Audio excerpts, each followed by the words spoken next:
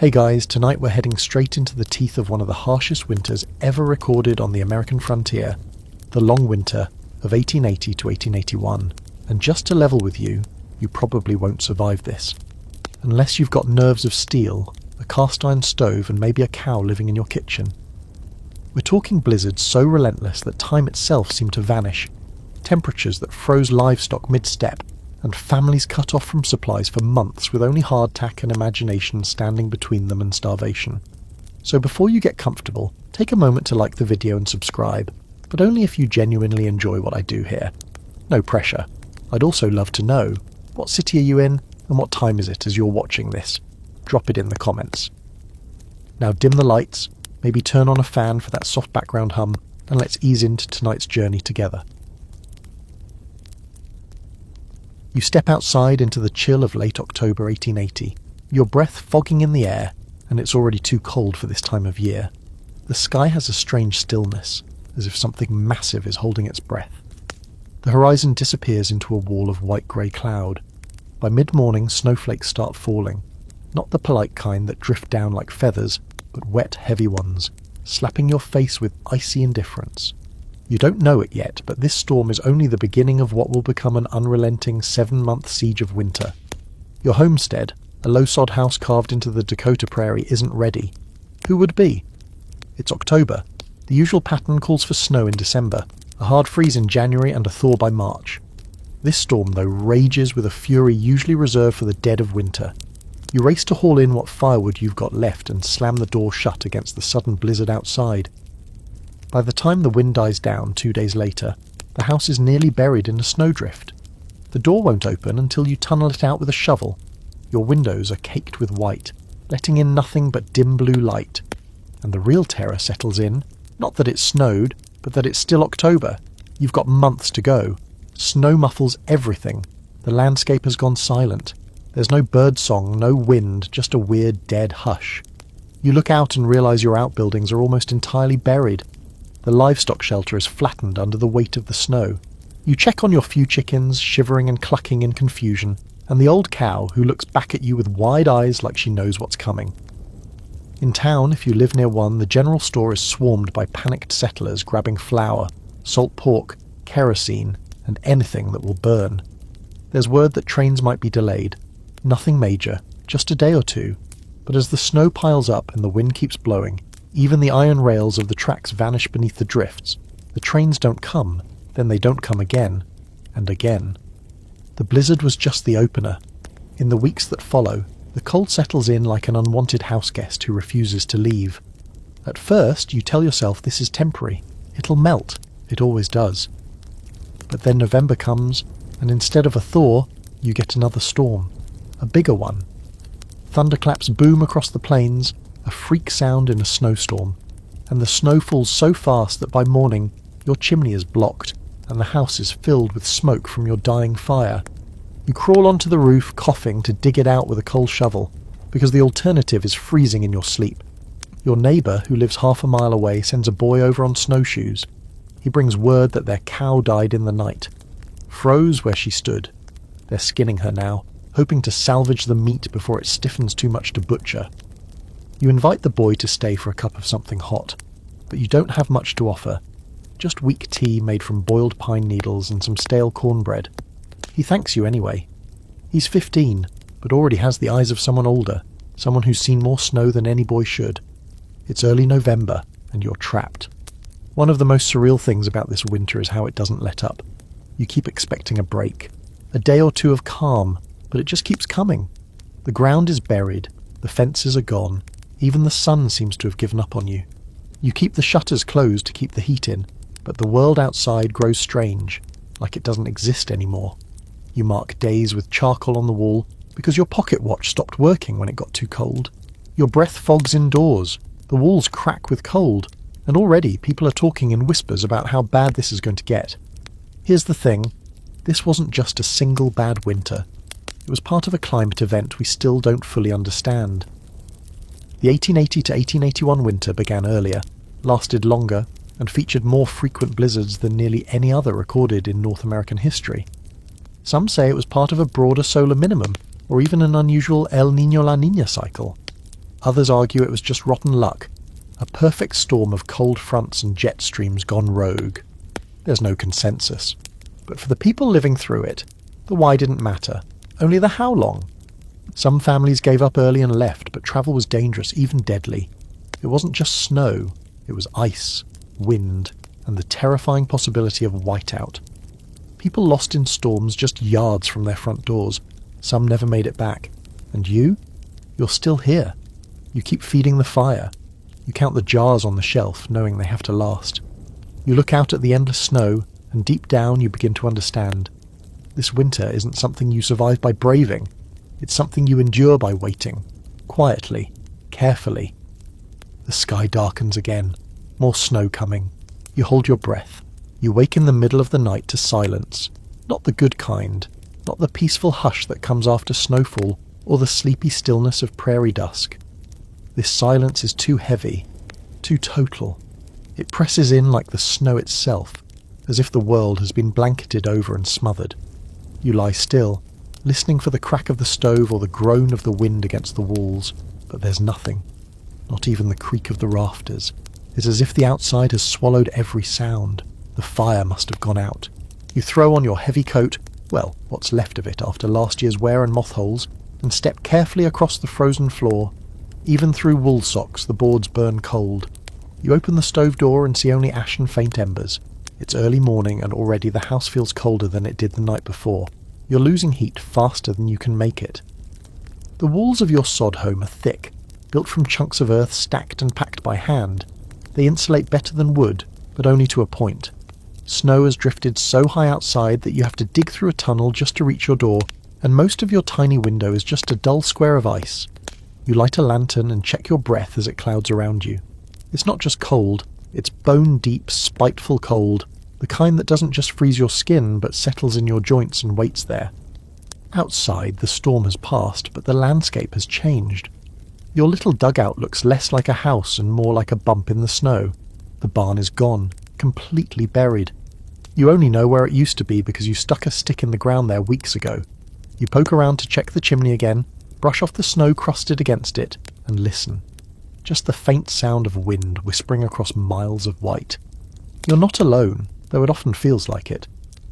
Across the prairie, other families are stuck just like you, walled in by snow, clinging to what little they have left.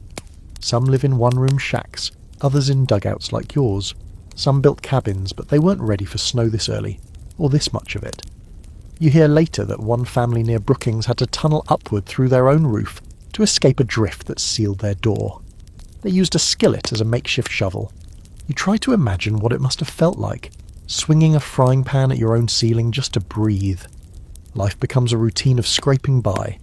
You start your day by checking for drafts, plugging holes in the walls with scraps of cloth or mud that freezes as fast as you spread it. You tend the fire constantly, which means hauling in fuel, and that's already running low. You light one lamp at night, barely enough to see by, but it gives a little comfort. The glow bounces softly against the packed dirt walls, casting shadows that flicker like ghostly fingers. You spend hours staring at nothing. There's no real night and day anymore, just different shades of grey. The snow outside reflects so much light that it messes with your sense of time. One day blends into the next until you're not sure what month it is. You start marking days with slashes on a beam above your bed. It doesn't help much. Time has become abstract, and the silence persists. No birds, no wind, no footsteps outside. It's like the world's volume has been turned all the way down. Every once in a while you think you hear a knock on the door, or a voice calling from the field, but when you check, there's nothing there. You chalk it up to your ears playing tricks on you, but the loneliness seeps in deeper. Your neighbours, if you're lucky enough to have any within walking distance, are likely doing the same. Digging, rationing, waiting. You think about sending a note or a signal, but getting there would mean wading through waist-high snow, maybe higher, and there's no telling if you'd find the trail back. You start having strange dreams.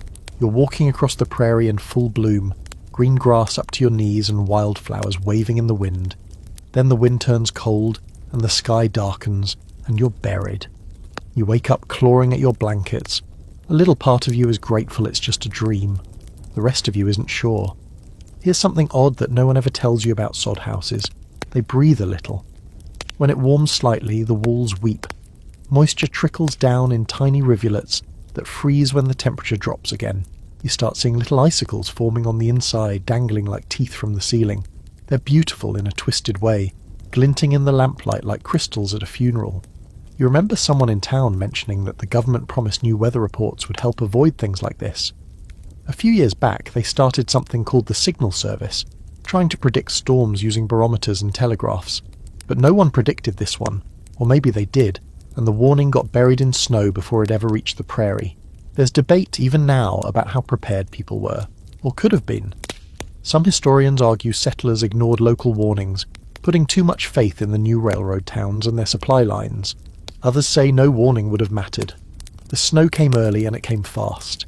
Even the native tribes that had adapted to the prairie for generations found the winter brutal, and they were experts at surviving off the land. Still, you wonder, what if you'd gathered more firewood, stored more coal? What if you'd kept the cow inside earlier? What if?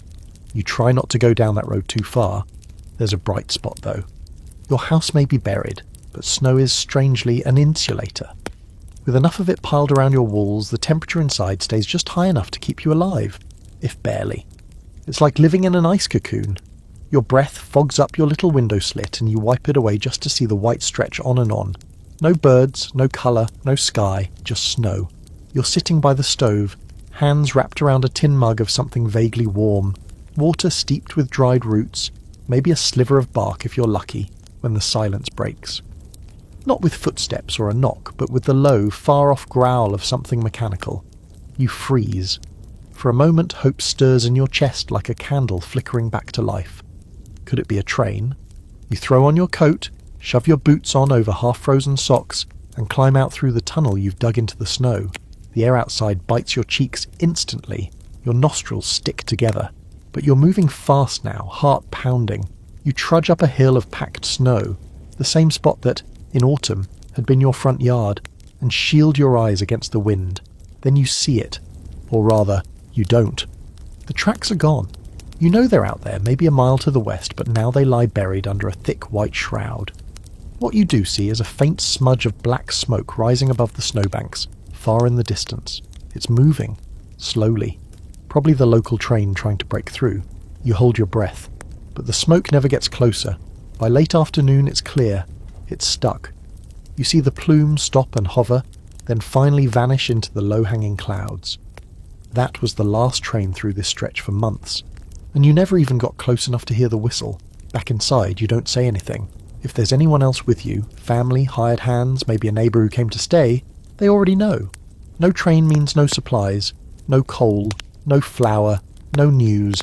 You're sealed off now, cut from the rest of the world by a dozen storms stacked like cold white walls. You go to the pantry, which at this point is more of a glorified shelf. The flour barrel is nearly empty. You can scrape together enough for maybe one more batch of bread, if you stretch it.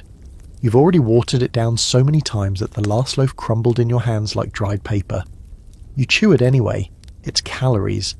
That's when you start rationing in earnest. You write out a daily count. How many ounces per person, how many days left. You cut back on everything. Half a biscuit a day, a tablespoon of syrup, no more. Even the lard gets spooned out like it's gold. You start mixing things in, wood ashes, dried grass, even sawdust, just to give the bread some texture. It tastes awful. Doesn't matter. You eat it anyway. And suddenly meals are the centre of your life. Planning them, cooking them, stretching them out like they're elastic. You find yourself scraping the bottom of jars you swore were already empty. You boil bones twice, 3 times, then dry them on the stove and crack them open for the marrow. Your stomach shrinks. Hunger becomes a background noise like the wind. It wasn't supposed to be this way. The railroad was supposed to bring abundance. Trains were supposed to roar in every week with sacks of sugar, crates of potatoes, barrels of molasses. The homestead posters back east had promised as much. Plenty for all. A new life on the prairie. They didn't mention that a blizzard could stop an entire train line cold. Literally. You hear, maybe through a letter smuggled in by some brave mail runner or a neighbour who made it back from town, that the drifts are as high as telegraph poles in some areas. They tried sending a rotary snowplow, mounted on the front of a train. It jammed with ice within minutes. In one story, maybe it's a rumour, maybe not, a locomotive got stuck outside of Huron, South Dakota, and was swallowed by a drift overnight. By morning it looked like a snowbank. They didn't find it for days. Now even the railway workers are holed up, and you're on your own. You pass long hours staring at the wall or listening to the groan of wind pushing against the house. You begin to realise how much you relied on the sound of passing trains, how comforting that low rumble used to be. Now the silence is deafening. No rails screeching, no distant chug, no whistle echoing through the valley. Just the wind and the slow ticking of your heart. You'd think mail would stop too, and mostly it does. But once in a while, someone brave or foolish enough takes it on themselves to deliver a few letters. A teenager on snowshoes, a Norwegian farmer with a homemade sled. These people become legends, not because they survived, but because they kept moving, through drifts taller than houses, through frostbite and wind so fierce it stripped skin from cheeks. One such man, you hear, is travelling from town to town with a sack of mail lashed to his back, and a wool scarf frozen stiff over his mouth. He sleeps standing up against trees to avoid freezing. Delivers letters that might be weeks old but still bring tears, and every now and then a scrap of hope. Supplies coming soon. Or maybe just, we're alive. In the meantime, you find yourself doing strange things to stay occupied. You count the cracks in the ceiling. You recite recipes out loud, remembering how butter used to taste. You reread the same passage from the Bible or a newspaper until the words blur together. If you're lucky enough to be with others, you talk in low voices, about spring, about planting, about anything except how hungry you feel. You don't want to say it out loud. That gives it power.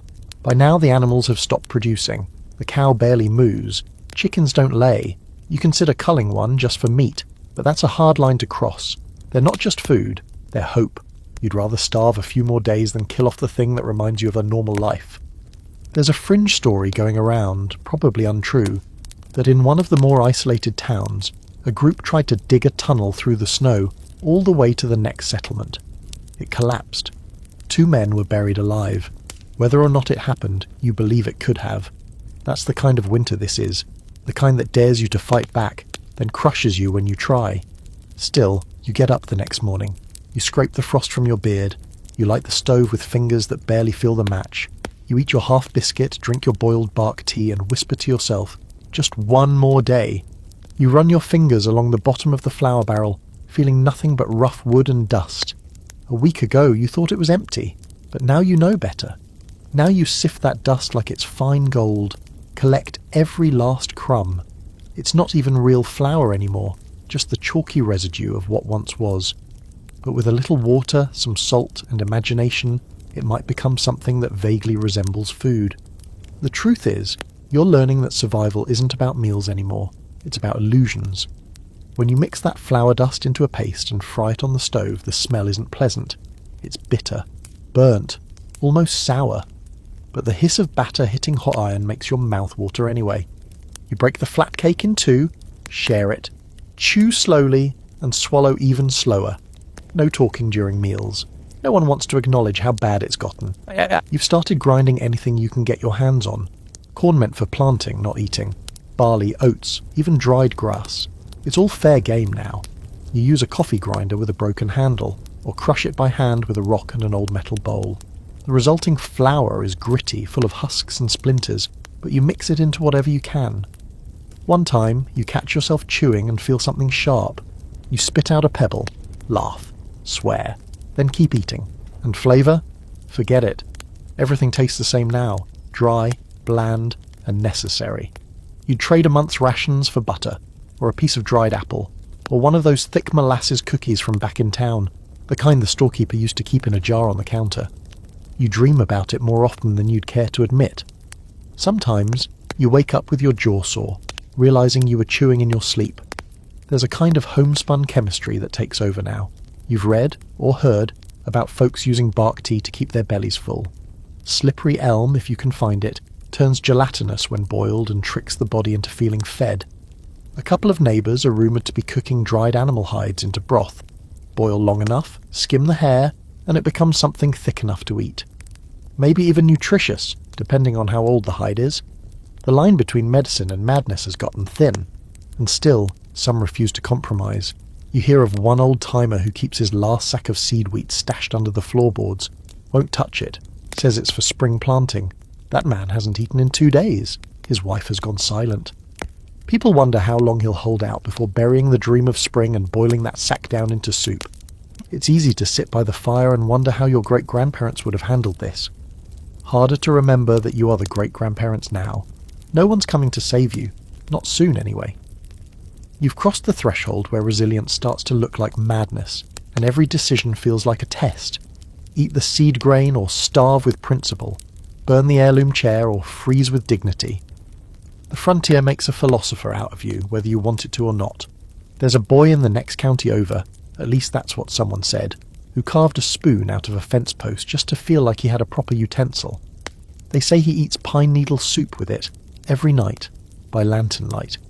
You can't tell if the story's true, but you like it, so you keep repeating it. It's funny what passes for hope these days. Of course, not everyone is scraping the bottom just yet.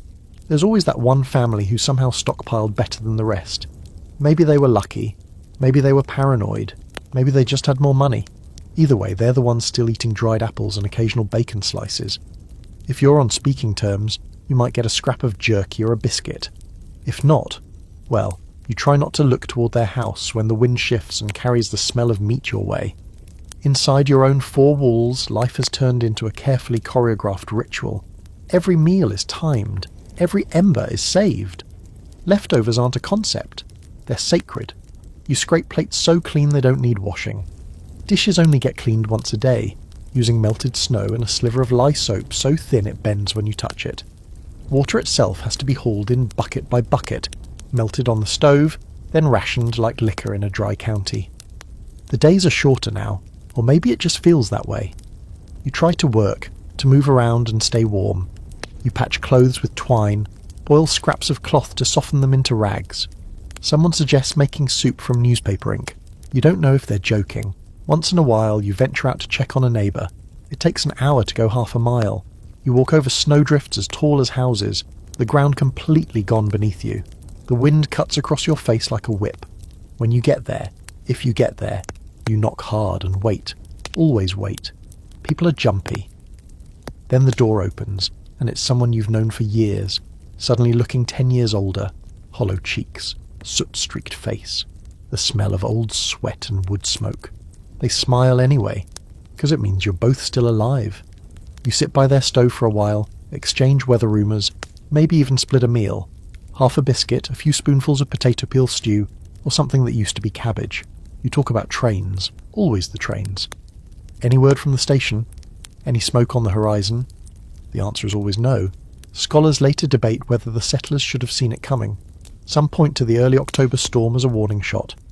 Others argue that even seasoned native tribes were caught off guard, their mobility hampered by an unusually wet summer and early snow.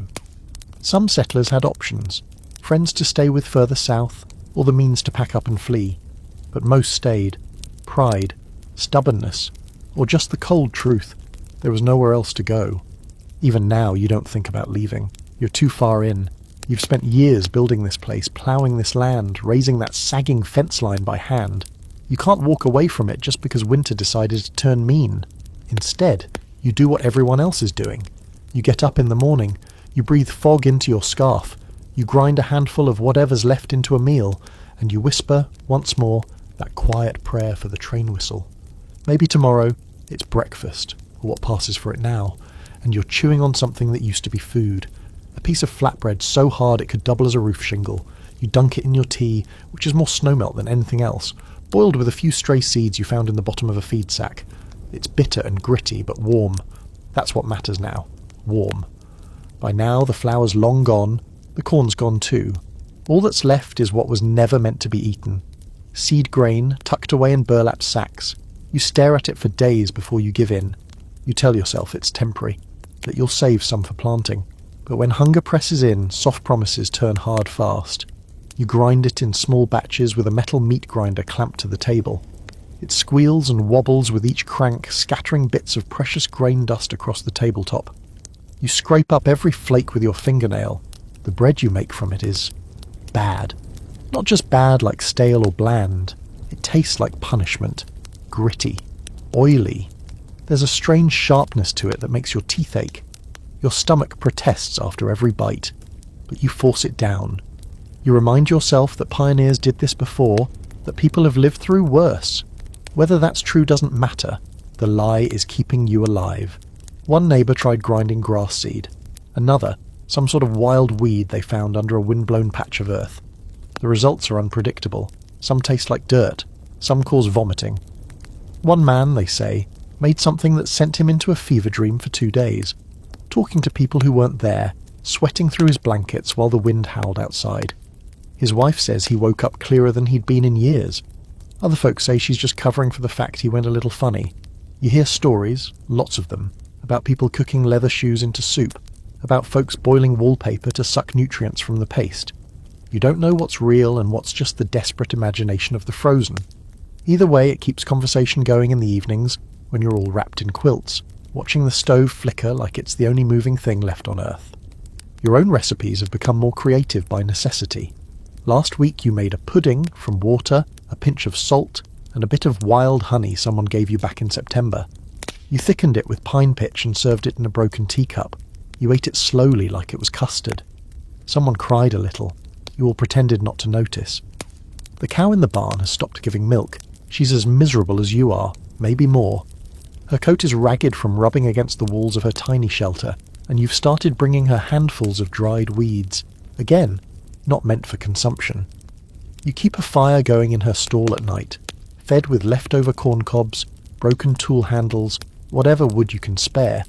It's a weird thing, protecting an animal that's supposed to feed you, but you need her, not just for milk, for company, for sanity. You start bringing her inside the house during storms, not the whole way, just into the mudroom. It's warmer there. She doesn't complain. She stands in the corner, steaming like a kettle, eyes half closed, swaying on her feet. Her body heat takes the edge off the cold. The smell? Unpleasant. Strong. But you don't mind anymore. It's life. You'll take it. Other families do the same. In town, they've moved goats into the church basement, chickens into the schoolhouse. There's a story about one family who brought 2 pigs into the parlour and wrapped them in old quilts. They snorted and rooted around the woodpile, ate crusts off the floor. When spring finally came, they were the only animals in the county that hadn't frozen or starved. These days, taste is irrelevant. Texture is a luxury. You eat what your hands can make. You boil the same root 3 times and still save the water. You chew slowly, hold it in your mouth as long as you can, trying to fool your brain into thinking there's more coming. Somewhere deep in a drawer, wrapped in cloth and string, you've got a jar of jam. Just one. A gift from last summer, unopened. You look at it sometimes. You almost opened it last week when your cousin's boy was sick. Feverish, lips cracked. But he pulled through. Now the jam stays put. Maybe for Christmas. Maybe not even then. You're starting to wonder what event is special enough to be worthy. Every day brings a new decision about what to eat, or not. And more often, you choose not. You skip breakfast to make dinner possible. You let the children eat first. You take smaller portions, chew longer, tell yourself you're not hungry. And it works, at least for now. Of course, everyone's talking about how long this can last. There's speculation, always. Just a few more weeks. The mailman said March looks promising. Someone heard birds last night. But the reality is more uncertain than ever. There's no calendar you can trust anymore. Just the way your hands shake when you try to lift a kettle, or how your pants keep slipping off your hips. That's your new clock, the shrinking of your own body. There's debate later about how healthy the average frontier settler was during the long winter. Some historians argue that despite the starvation, people were incredibly tough, lean, hardened, naturally resistant to the cold and stress. Others say malnutrition left them walking ghosts by spring, brittle-boned and sickly, with hair falling out in clumps. Honestly, you believe both. You feel both. Strong in the morning, delirious by dusk, it comes and goes. But the worst part of eating like this, living like this, is the memory of what used to be. The orchard out east, the buttermilk biscuits your mother made, peaches. Oh, peaches. You used to eat them fresh, juice dripping down your chin, pit clutched in your palm like treasure. Now you'd give anything for the sticky sweetness of that moment, and maybe one day you'll taste it again. But not today. Today you gnaw on seed bread and chew like it's your job. You sip pine tea and pretend it's wine. You throw nothing away. You salvage everything. You eat. You live. You wait. The moment the cow walks into the kitchen, You know your life has crossed into a realm you never imagined. Her hooves clop against the wooden floorboards, tentative but surprisingly polite, and she stops just shy of the stove like she knows better than to knock over the kettle. You clear a space in the corner and lay down old quilts and a torn feed sack. She sighs, yes, sighs, and settles in as if this is perfectly normal. It kind of is now. You'd already been thinking about it for weeks. The barn was barely holding. You had to dig it out more than once, shovel the roof clear after every storm, and even then, it creaked and groaned like a dying ship in a frozen sea. The wind slipped through the gaps in the boards, cutting straight into your cow's hide. Her breath came out in short, laboured puffs. You couldn't lose her. She was all that stood between your family and the abyss of no milk, no butter, and no hope. So now, she lives with you. You keep her in the kitchen during the worst of it, next to the stove where it's warmest. She doesn't complain. And truth be told, neither do you. Her body heat helps, more than you expected. It's like sharing a space heater with 1,200 pounds of quiet, living warmth. The smell is present, strong, a heavy mix of wet fur, manure, and something wild. But after a day or two, it fades into the background, just another layer of life in the layered stink of survival. She's not the only guest. In the next homestead over, you hear they've got chickens roosting on their mantle. Down the road, a goat lives in a pantry. Somewhere near Sioux Falls, someone's brought in 2 sheep and a piglet and keeps them behind a curtain in the parlour. Nobody judges anymore. You just nod. You understand. It gets strange in here sometimes. One morning, the cow licks your arm as you pour water into a cracked dishpan, and you laugh. Not because it's funny, but because it's the first time anything has touched you with kindness in weeks. Another time, you sit beside her and lean your head against her side just to feel something breathing. She blinks slow and heavy, as if she knows you're unravelling. You talk to her sometimes in low tones, not full conversations, not at first, but questions mostly. Think the snow's stopping?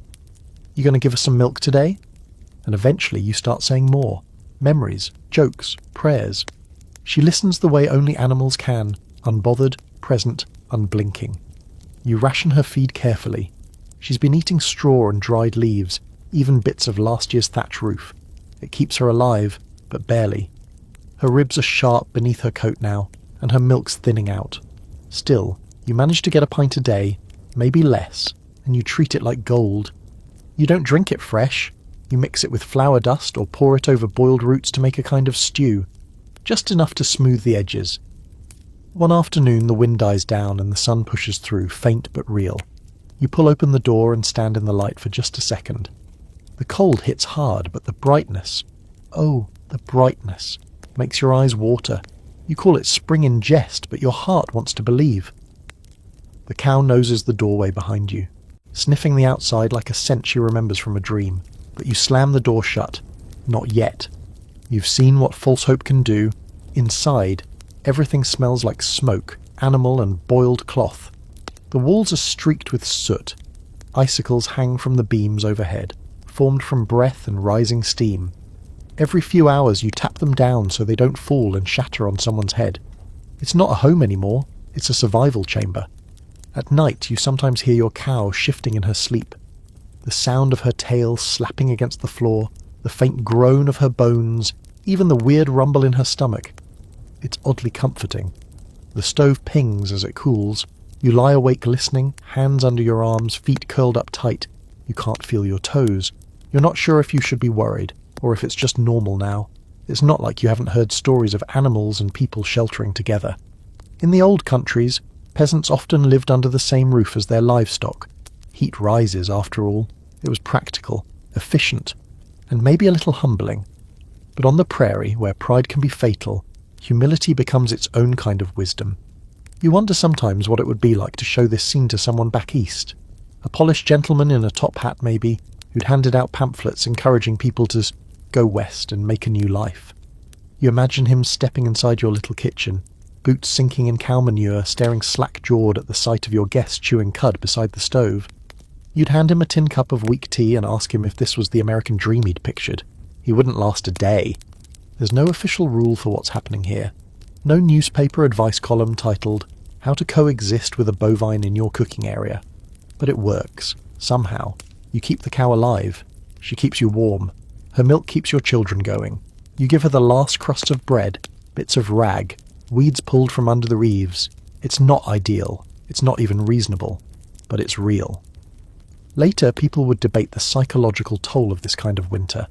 They'd argue over the frontier's effects on the human mind. Cabin fever, isolation-induced hallucinations. They'd call it prairie madness, and say it especially struck women left alone too long in the snow. But it wasn't just women.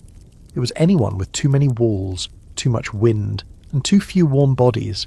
Even now you feel it. The creeping dread, the need to do something, anything, just to prove you still exist. And then you look at your cow, standing steady, chewing with methodical calm, and you breathe easier. She doesn't panic, she doesn't complain, she just is. You think maybe that's the secret. You wake early the next morning to her snuffling softly beside the stove. You pour water, check her hooves, pat her shoulder, and feel, for just a second, that this world you're living in, strange as it is, might just carry you through another day. You've stopped calling it school. At this point, no one even pretends anymore. The books are still there, spines cracked, pages curled with damp, but they sit unused on the little shelf near the stove. The children don't ask about lessons, and you don't offer.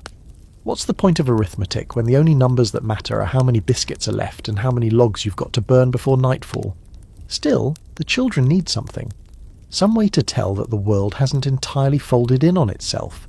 So, you shift your expectations. You teach in other ways. You show them how to keep the fire going with less wood, how to roll snow into a ball to melt it faster, how to spot the different types of ice, clear and brittle, cloudy and soft.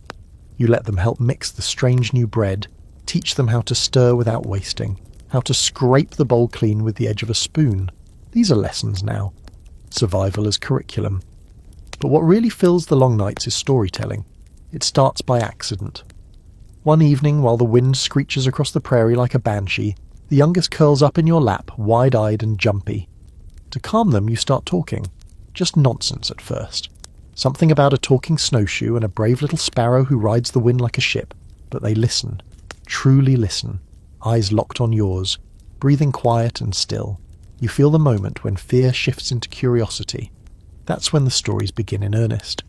You tell them about your own childhood, about the time a thunderstorm split the old oak in half, and you thought lightning had a name. You tell them about the first time you saw the ocean, how the waves roared like this wind but smelled of salt and freedom. You tell them about the stars, even though they haven't seen them in months. And then they begin to tell stories too, small ones, silly ones. One tale about a chicken who walks through snow so deep it comes out cooked. Another about a sled made from a coffin that only works if you tell it a secret first. You don't correct them. You don't laugh. You nod, ask questions, urge them on. Imagination is a precious resource now, maybe the rarest thing in the house. You start to recognize the patterns. The wind screams loudest at night, so that's when the tales get more dramatic. Wild-eyed bandits in the mountains, wolves that can speak Latin, a girl who outsmarts a blizzard by singing to it until it melts. The stories become ritual, a way to make sense of the howling void outside your walls, a way to replace silence with sound. In many ways, you've become a sort of village elder, even if your village is just one family huddled under quilts. You recite parables, memories, jokes. You make up stories about the moon getting stuck in the trees and needing a shove to get free. The children whisper the endings to each other before bed like protective spells. Someone once said that stories are how humans survive the things they can't explain. Hunger, loss, cold that never ends. Maybe that's why, in the darkest stretch of this winter, you begin to rely on them more than food. You also pull out the Bible now and then, or whatever book you can find. Some pages have water damage, and a few have been torn to start kindling fires in the early days, when you thought it wouldn't matter. Now every remaining page feels sacred. You read slowly, voices low, savouring each sentence. Even the oldest children lean in, lips moving silently as they follow along. Some evenings you assign each person a story duty. They have to tell one new tale by the end of the night. Doesn't matter what it's about. It can be real or imagined. Some of the stories come out as quiet reflections. A boy telling about a horse he once rode so fast it outran a storm. Others are ridiculous, like the tale of a potato who becomes mayor of a snowbound town. Everyone laughs too hard, wheezing through cracked lips, clutching their ribs. Laughter feels like a luxury. You let them take their time with it. The house grows more cramped with every passing week, more ragged, more smoky. The windows are sealed with rags now, and icicles hang from the ceiling like the teeth of a frozen beast. Still, amid the groans of the stove and the creaks of the walls, the voices keep rising. You remember a story someone once told you about an Inuit village where every storm was named like a person. The idea stuck with you. You try it now. You name the blizzards as they come. Old Nelly, Bad Jack, Silent Thomas. It gives them shape, makes them less monstrous. The kids pick up on it too. They pretend to leave offerings, a crust of bread, a folded sock, to appease the storm spirits.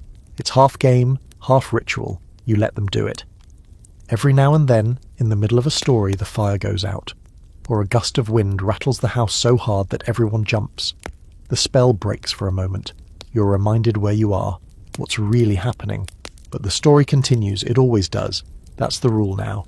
If you can finish your story, the night can't win. There's a scholar debate about whether frontier children had better imaginations than modern ones. Some say isolation and hardship forced creativity to the surface. Others argue it was escapism, pure and simple.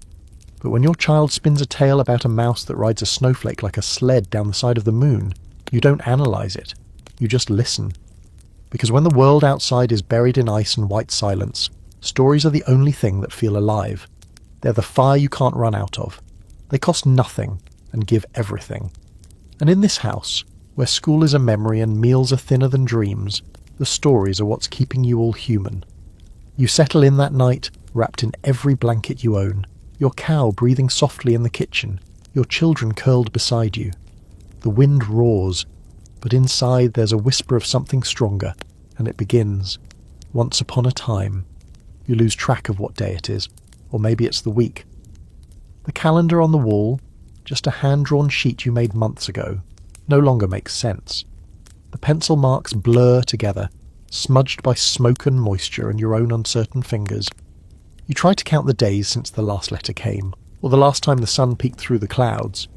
But it's like trying to count the grains in a sack of flour that's already been eaten. Gone. Time in this kind of winter stretches like taffy. Hours melt into each other. The sun rises without much conviction, skimming low across the sky, then disappears like it regrets showing up. You light the lamp earlier each evening, but it's never really bright inside. The snow around your house filters everything into a weird blue haze, as though you're living at the bottom of a frozen sea. Your pocket watch froze in December. You set it near the stove, hoping the warmth would coax it back to life, but now it just ticks once every few hours, like it's given up the will to keep going. You used to wind it every morning, part of the old rhythm, wake, eat, check the time. Now it's just another relic on the shelf beside a cracked teacup, and the wooden spoon you used to knock icicles off the rafters. You try to divide the day by chores. Morning, melt snow, stoke the fire, feed the cow, ration food. Afternoon, check the walls for cracks, dig out the air tunnel, count the potatoes, again. Evening, eat, if there's anything. Tell a story. Try to sleep. The problem is the days don't cooperate. They slip sideways. Sometimes the sun doesn't come out at all, and you wake up feeling like it's dusk. Sometimes it's so bright from the snow glare, it feels like noon for hours, but the fire still dies just as fast. The children stop asking what day it is. At first, they asked every morning. Is it Sunday? Is it Christmas? Is it spring? You'd say something kind, vague, hopeful, but now you just nod, or say maybe, or soon. They nod back, solemn and accepting, as if it's not really a question anymore, just a kind of prayer. You try to mark time in other ways. Icicle growth, the shifting draft near the back door, the creak in the floor that's grown louder. You can tell it's been a long time since the last letter arrived, because the pile of old ones has been reread so many times the corners are soft. You measure days by stories now. The night of the dancing bear tail, the day of the tin pot hero, that one storm when we sang about biscuits. They start to blur, but in a strange way it helps. You're not counting down to anything, you're just being. There's a pocket of snow in the hallway that never melts. You kick it with your boot each morning to check how soft it is, how much has crept in during the night. You start thinking of it as a calendar. When the snow stops appearing, maybe spring is closer, you don't tell anyone that. It's your private superstition, one of many. Sometimes you sleep during the day, or try. Other times you're up all night, stirring the fire, walking circles around the stove, checking on the cow, listening to the wind. Your internal clock is fried. There are nights when you're sure it must be morning, your stomach growling like a bear, your body aching with fatigue, and then you look out the little peephole you dug through the snowbank and see only blackness. Still night. And there are days, stranger still, when it feels like you're the one frozen in place, while the rest of the world keeps spinning. You stare at a wall for so long it begins to breathe. You hear ticking that isn't there. A floorboard creaks and you jump like a gunshot went off. In one moment of odd clarity you take an old tin can, punch a hole in the bottom, and make yourself a kind of makeshift hourglass.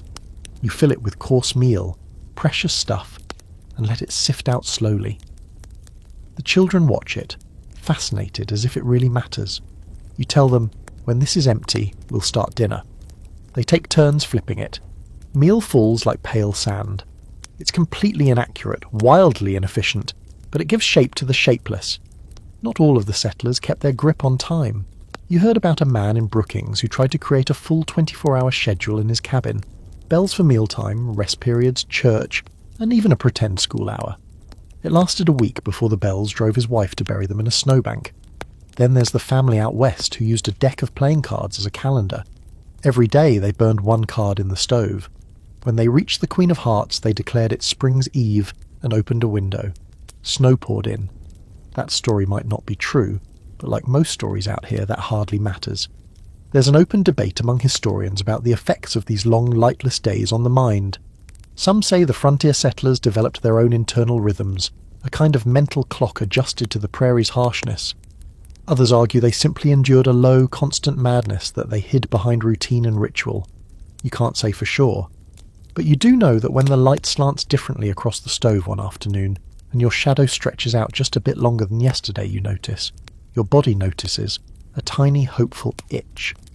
But the next day it's gone again. The sky returns to its dull grey. The wind picks up. Time slips back into its shapelessness. Still, you mark the wall with a piece of charcoal, just in case that shift meant something. Your cow shuffles in her sleep.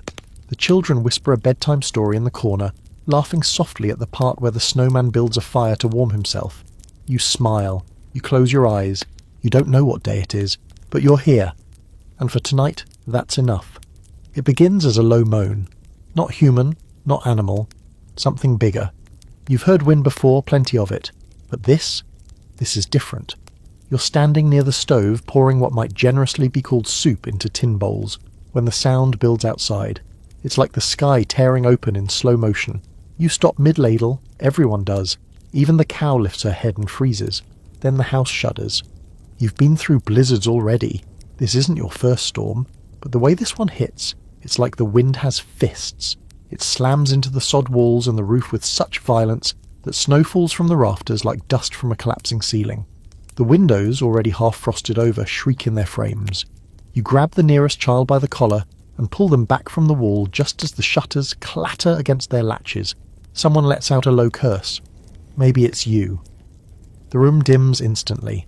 Outside, day turns to night in seconds. The sky goes white, not with light, but with solid snow. Not flakes, but sheets. Curtains. It's not falling. It's flying. Sideways and upward and in circles, so thick that even if you dared open the door, you'd see nothing but a wall of white. The wind is screaming now, so loud it drowns out everything else. Voices, footsteps, thought. You scramble to reinforce the door, shoving a crate against it, then a stool, then whatever else you can grab. You check the chimney for blockages. You huddle everyone close. You yell, but your words barely carry. The blizzard has moved into the walls now, into the bones of the house. It shakes the place with every gust. Not a gentle rattle. No, this is the kind of shaking that makes you wonder if the roof is about to lift off entirely and sail away into the void. Outside, the snow doesn't fall like it used to. It pelts, stings, screams. It rushes around corners and into gaps like a living thing, furious and hungry. You've patched every crack a dozen times, but still the cold finds you.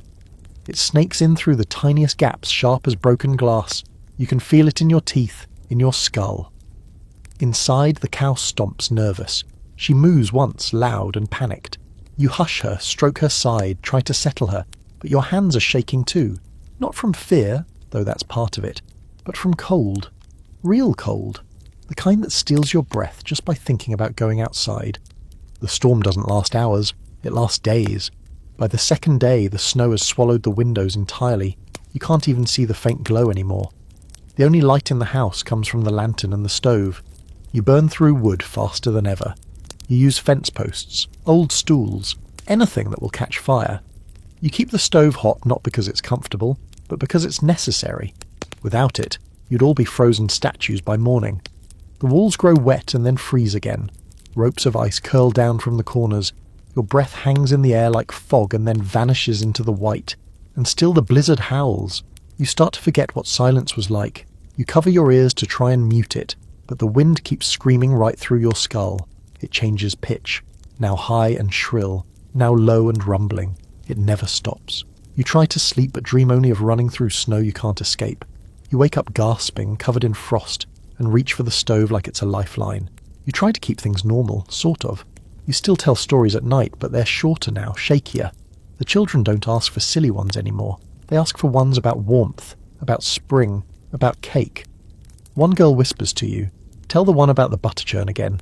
And you do, even though it's not really a story. Just a memory of golden cream and a wooden paddle and the way it sloshed when you turned it. They listen like it's gospel. On the third day, something strange happens. The cow stops mooing. She just stands there, eyes half-lidded, steaming in the dim light. You check her water. It's frozen. You crack the surface, melt it near the stove, bring it back. She drinks slowly. You run your hands along her side and wonder how much longer she can keep going. How much longer any of you can. You hear through the blizzard, or maybe from your own mind, a faint sound like bells. Not the jingle of sleigh bells, but something more hollow, echoing. You mention it once out loud, and everyone looks at you like maybe you've cracked. You drop it, but you swear you heard something. There are frontier stories, old ones, about the wind talking during the worst storms, voices carried through the snow, people calling for help who aren't really there, ghosts, spirits. You always figured those were tales told by folks who'd had too much solitude. But now, holed up in your shaking, half-frozen house, you're starting to understand. You've had to hang a quilt across the front door. Snow was seeping through the edges like mist. You had a nightmare last night that the snow came inside and swallowed you in your sleep. Soft, suffocating, silent. You woke up coughing and gasping for breath, heart pounding like a drum. The fire's burning low. You've started burning the bookcase, one shelf at a time. No one talks much anymore. The cold's too sharp, the wind's too loud. But you glance around, and you know the others are still there. That matters. You're still here, and eventually, the wind begins to fade. Not all at once. But by the fourth morning, the house stops shaking. The howling dips into a moan, then a whisper, and finally, a silence that hurts your ears because you'd forgotten what silence really sounds like. You peel back the curtain and try to open the door. It doesn't budge, not even an inch. You dig, you chip away. It takes hours, but finally you crack open a tunnel, stick your head out, and see nothing but snow. A wall of it, as tall as you, maybe taller. The house is buried, but the sky above is clear, a pale blue. You cry when you see it. The first thing you do when you see the sky again is cry, quietly, so no one notices. Not because you're embarrassed, but because it hits you all at once how starved you've been for colour. For something that isn't white or grey or blackened wood. That thin strip of blue above the snow tunnel you've carved feels like a miracle. Like you just cracked open the top of the world and found proof that life still exists outside this frozen cocoon. But that blue sky doesn't mean warmth. Not yet. In fact, it's somehow even colder now. Without the clouds to hold in what little heat the earth has left, the temperature drops to new depths. The snow underfoot creaks like it's made of glass. Your breath doesn't just fog, it crystallizes around your face in a beard of frost. Inside the house, you start noticing your own tears freeze mid-fall. And the worst part? The firewood is gone. Not getting low, not better cut back. Gone. You burned the last of the split logs last week. You burned the shelf, then the back of a chair, then the drawer from the table. Even the broom handle went up in smoke. Now all that's left are things that weren't meant to burn and weren't meant to be gone. You eye the barn ladder hanging on the wall, then the crib in the corner no one's used in 2 winters. It's a silent vote, decided without words.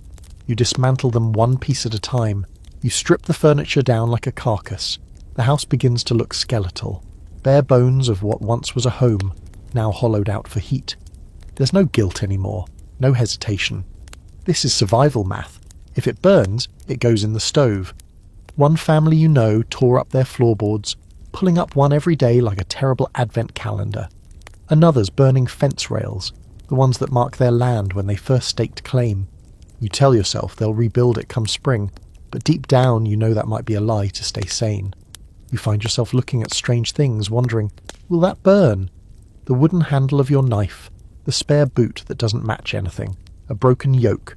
You scrape at it with a hatchet, break it down to splinters, feed it in piece by piece. You ration the heat like food now. The stove only burns in short bursts. One fire in the morning to thaw fingers, one in the evening so you don't fall asleep frozen. The rest of the day you huddle. You bundle in every layer you own, press together like sardines, wrap in blankets so stiff with frost they crack when unfolded. Still, it's not enough. The cold creeps in anyway. Some nights you wake with your feet numb and you press them against someone else's body to share what little warmth remains. No one minds. The rules are gone. Bodies are heaters, and shame has no place in a winter like this. And yet, it's not just your house. It's the whole territory. Across Dakota, Nebraska and Minnesota, families are feeding stoves with anything they can pry loose. Churches are handing out hymnals as kindling. Schools are closed, not just for the cold, but because no one has fuel left to heat a classroom. Even the post office in town shut its doors after burning the sorting tables. A widow on the edge of town, they say, burned her husband's coffin.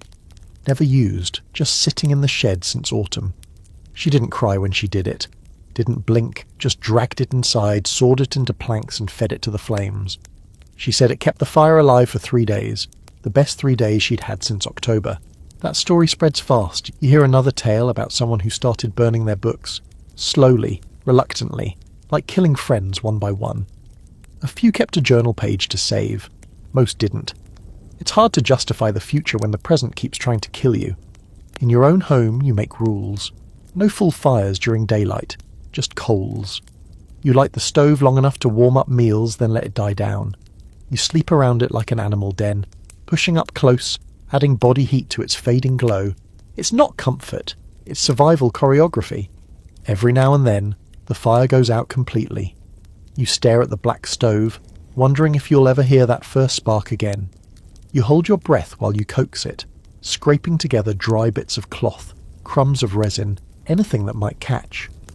When it flares back to life, everyone in the room exhales at once, like they've all been holding the same prayer. Historians still argue over whether this level of wood scarcity was avoidable. Some say the railroads should have delivered more coal before the storms cut them off. Others blame the settlers, claiming they didn't stockpile enough in the fall. But even the best prepared families found themselves running low. You couldn't predict a 7-month winter. No one could. It wasn't just long, it was relentless. You remember the day you realised it wasn't just snow that would kill you, it was the cold. The slow, grinding, patient cold. It doesn't charge in like a wolf, it seeps, slips, settles, and it waits. It waits while you scavenge the rafters for anything dry enough to burn. It waits while you weigh whether to use the family chest your grandfather made as fuel. It waits while you sit by the stove, watching flames lick at something that used to mean something. A cradle, a doorframe, the wooden box where you kept letters. It's not a bonfire, it's a slow cremation of your past. And when the fire dies down each night and the darkness creeps back in, you wrap yourself tighter in your blankets, listen to the hiss of the final ember, and whisper what's become a nightly ritual. Just get us through tonight. It's a quiet sound at first, just a faint hiss, like the whisper of a kettle left too long on the back burner. You don't think much of it. You're half asleep, back pressed to the wall, legs curled tight beneath a quilt that smells of smoke and sweat and everything this winter has taken from you. The fire's low, not out, but barely clinging. You've just burned the last spindle from the stair rail, and the heat hasn't reached past your boots. Then the hiss turns to a crack. You sit up fast. There's a smell. Sharp, bitter. Not the familiar scent of burning wood, but something more aggressive.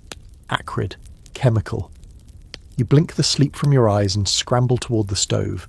Someone else is already there, throwing back the stove lid. Smoke billows out, thick and black, not rising up the chimney like it should. The flue is clogged. You move fast. You've practiced this. Everyone has.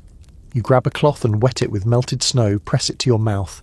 Another grabs a broom handle to prod the chimney. You swing the stovepipe open and get hit with a burst of hot ash. It coats the walls, the floor, the cow, who's now moaning and shifting nervously, stamping her hooves. Her breath comes fast and hot, steam mixing with the smoke like ghosts crowding in. You can't get the flue clear. Whatever's in there is stuck. Maybe ice, maybe soot build-up, maybe both. And now the smoke's thickening. Your eyes burn. You drop to your knees, crawling across the floor, yelling for everyone to stay low. The smallest is coughing hard. Another is trying not to panic. You reach the front door and yank hard, forgetting for a moment that it's sealed with snow. Useless. The air tunnel you dug days ago has caved in. You have to act fast. You open the back window, just a sliver, enough to let the smoke drift out and the cold rush in. It's a terrible trade, but one you're forced to make. The heat you've hoarded all day vanishes in minutes. The air goes brittle. Your fingers ache. You don't know it then, but this is just the first chimney scare, the first of many. Over the next few weeks, fires become dangerous in a whole new way. You used to fear the cold. Now you fear the stove too. It's an awful choice. Freeze slowly or risk waking up to the roof on fire. The walls are coated in soot now. Everything is. Your skin, your clothes, your food. You try to clean with melted snow, but it never fully goes away. Your hands are black even after scrubbing. You catch yourself scratching soot from your scalp like dandruff. And there's the coughing, that deep rattling kind that doesn't go away. Not everyone has it, but those who do sound worse by the day, you start calling it chimney lung. No one laughs. You know of 2 people who didn't wake up last week. They had sealed their windows too tight to keep in heat, closed the flue too early, and died breathing their own fire. You keep the window cracked now, just a little, even when it means losing heat. You tuck blankets along the floor to block the worst of the drafts, but it's always a gamble. Warmth versus air, life versus sleep. The stove moans constantly. It groans and ticks and shifts as the metal expands and contracts. You learn to tell the difference between a normal pop and a warning crack. You're always listening. Even in your sleep, your ears are tuned to the stove.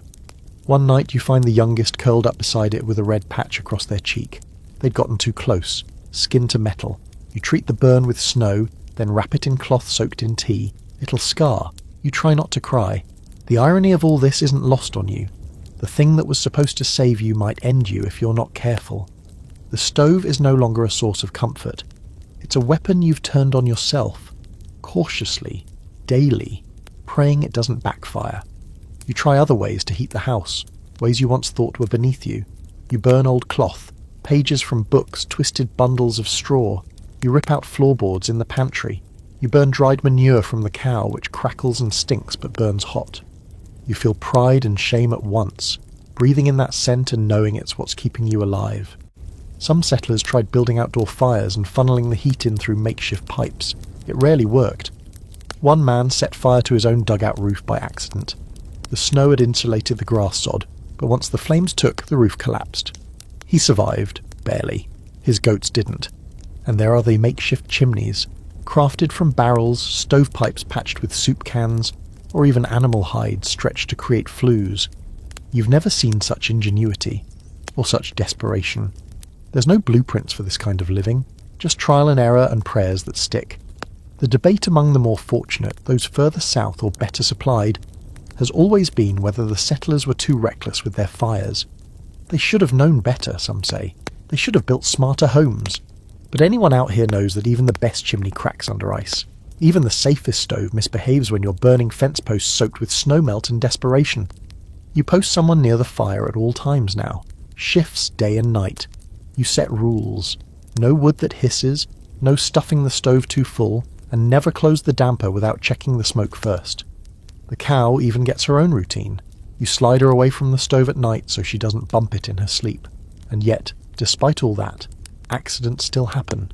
A neighbour's chimney collapses under an ice dam. Another's flue freezes solid, sending black smoke back into the room. They dig a hole through the snowbank just to vent it. You admire their grit. You also fear it. On the worst nights you start to dream of fire, not warmth, but flame, devouring everything. You wake up sweating despite the cold, clawing at the blankets. You check the stove, the walls, the ceiling. All fine, but the fear lingers. Even so, you keep lighting the fire, you have to, because when it works, it still gives you that flicker of life, that tiny orange glow reflected in every sooty face gathered around the stove, that hiss of boiling water, that crackle of burning twig, the illusion of control. And sometimes, in the stillness between storms, when the chimney pulls clean and the smoke dances upward into the frozen sky without resistance, you allow yourself one small luxury. You close your eyes, lean back, and breathe. The cold changes you. Not just the numbness in your hands or the way your toes have stopped responding entirely. It rewires how you move, how you think, how you even feel inside your own skin. It doesn't just freeze your breath, it freezes time, thought, and sometimes even the parts of you you once thought untouchable, like joy or memory. You're not just in winter anymore, you're part of it. Your skin tells the story first. The cracks along your knuckles deepen until they split open, red and raw, and no matter how tightly you wrap them, they reopen with every chore. You wear mittens inside now, not because it's cute or folksy, but because your fingertips are beginning to blacken. You bite the skin off your lips just to feel something. One morning your ear stings so sharply you touch it and realise it's been frostbitten, inside the house. And yet, you keep going, because you have to. The children are quiet now, not moody or petulant, just quiet. There's a kind of stillness in them that frightens you more than any storm. They've stopped complaining. That's not a good sign. You see them watching the icicles on the ceiling like they're waiting for something. Not out of wonder, more like calculation. A child stares at ice like that only when they're thinking about licking it just to feel cold in a new way. You start making little routines, even stricter than before. Wash with snow once a day, whether you feel like it or not. Rub feet. Massage hands. Eat something warm, no matter how small. You check for frostbite like it's a religious practice. Knees, toes, ears. You say it like a mantra while you do it. Your skin dries out, flakes off. You pick at it while staring into the fire. Everyone does.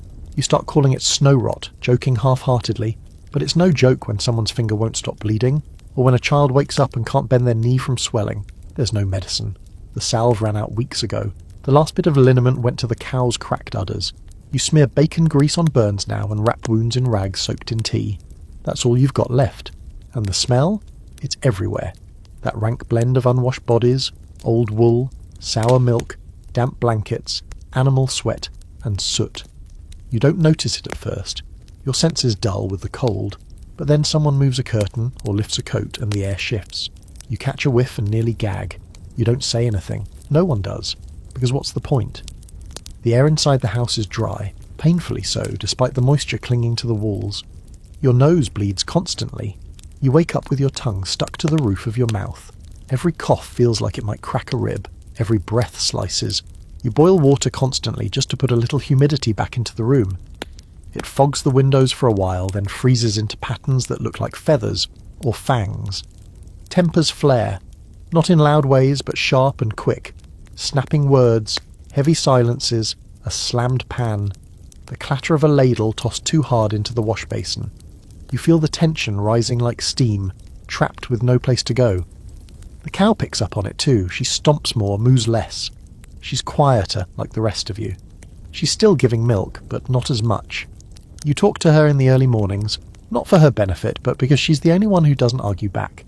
There's a certain kind of look people get in a winter like this. Their cheeks hollow, eyes sink back into their sockets, their skin turns waxy, almost blue. You see it when you catch your reflection in a pan or the icy sheen of a window. You look like someone else. Everyone does. You remember what one old-timer called prairie skin, that leathery, wind-bitten face a person wears after too many years out here. But this is worse. This is winter face. No shine, no life, just grey. Somewhere near Yankton, a family reportedly started wrapping themselves in newspaper under their clothes. Not for reading, just insulation. You try it. It works, a little. When the pages crinkle under your arms, you feel oddly powerful. Then the ink runs onto your skin and you smell like soot and old news. You don't care. It's warm. You lose a fingernail, just one. It went black, then shriveled off while you were stirring a pot. You wrap the finger in cloth and didn't say a word. Later you find the nail near the fire and throw it into the stove like a sacrifice. You tell no one, not even yourself. The cow's tail is frozen at the tip. You wrap it with old socks, tie it gently, whisper apologies. She licks your shoulder and keeps chewing. She's still here. That's something. Scholars have argued for decades about whether the mental strain of winters like these was worse than the physical hardship. There's no agreement. Some point to journals filled with shaky handwriting, desperate prayers and rambling thoughts. Others argue it forged a kind of inner steel in the settlers, a stubbornness so deep it became their defining feature. But out here, in your bones, you know it isn't about strength or weakness. It's about duration. You can't muscle your way through a winter like this. You can't tough it out. You endure. You survive by becoming smaller, quieter, more careful. You trim away every part of yourself that doesn't serve the fire or the food. You become efficient, intentional, scarred. You no longer dream of spring. Not really.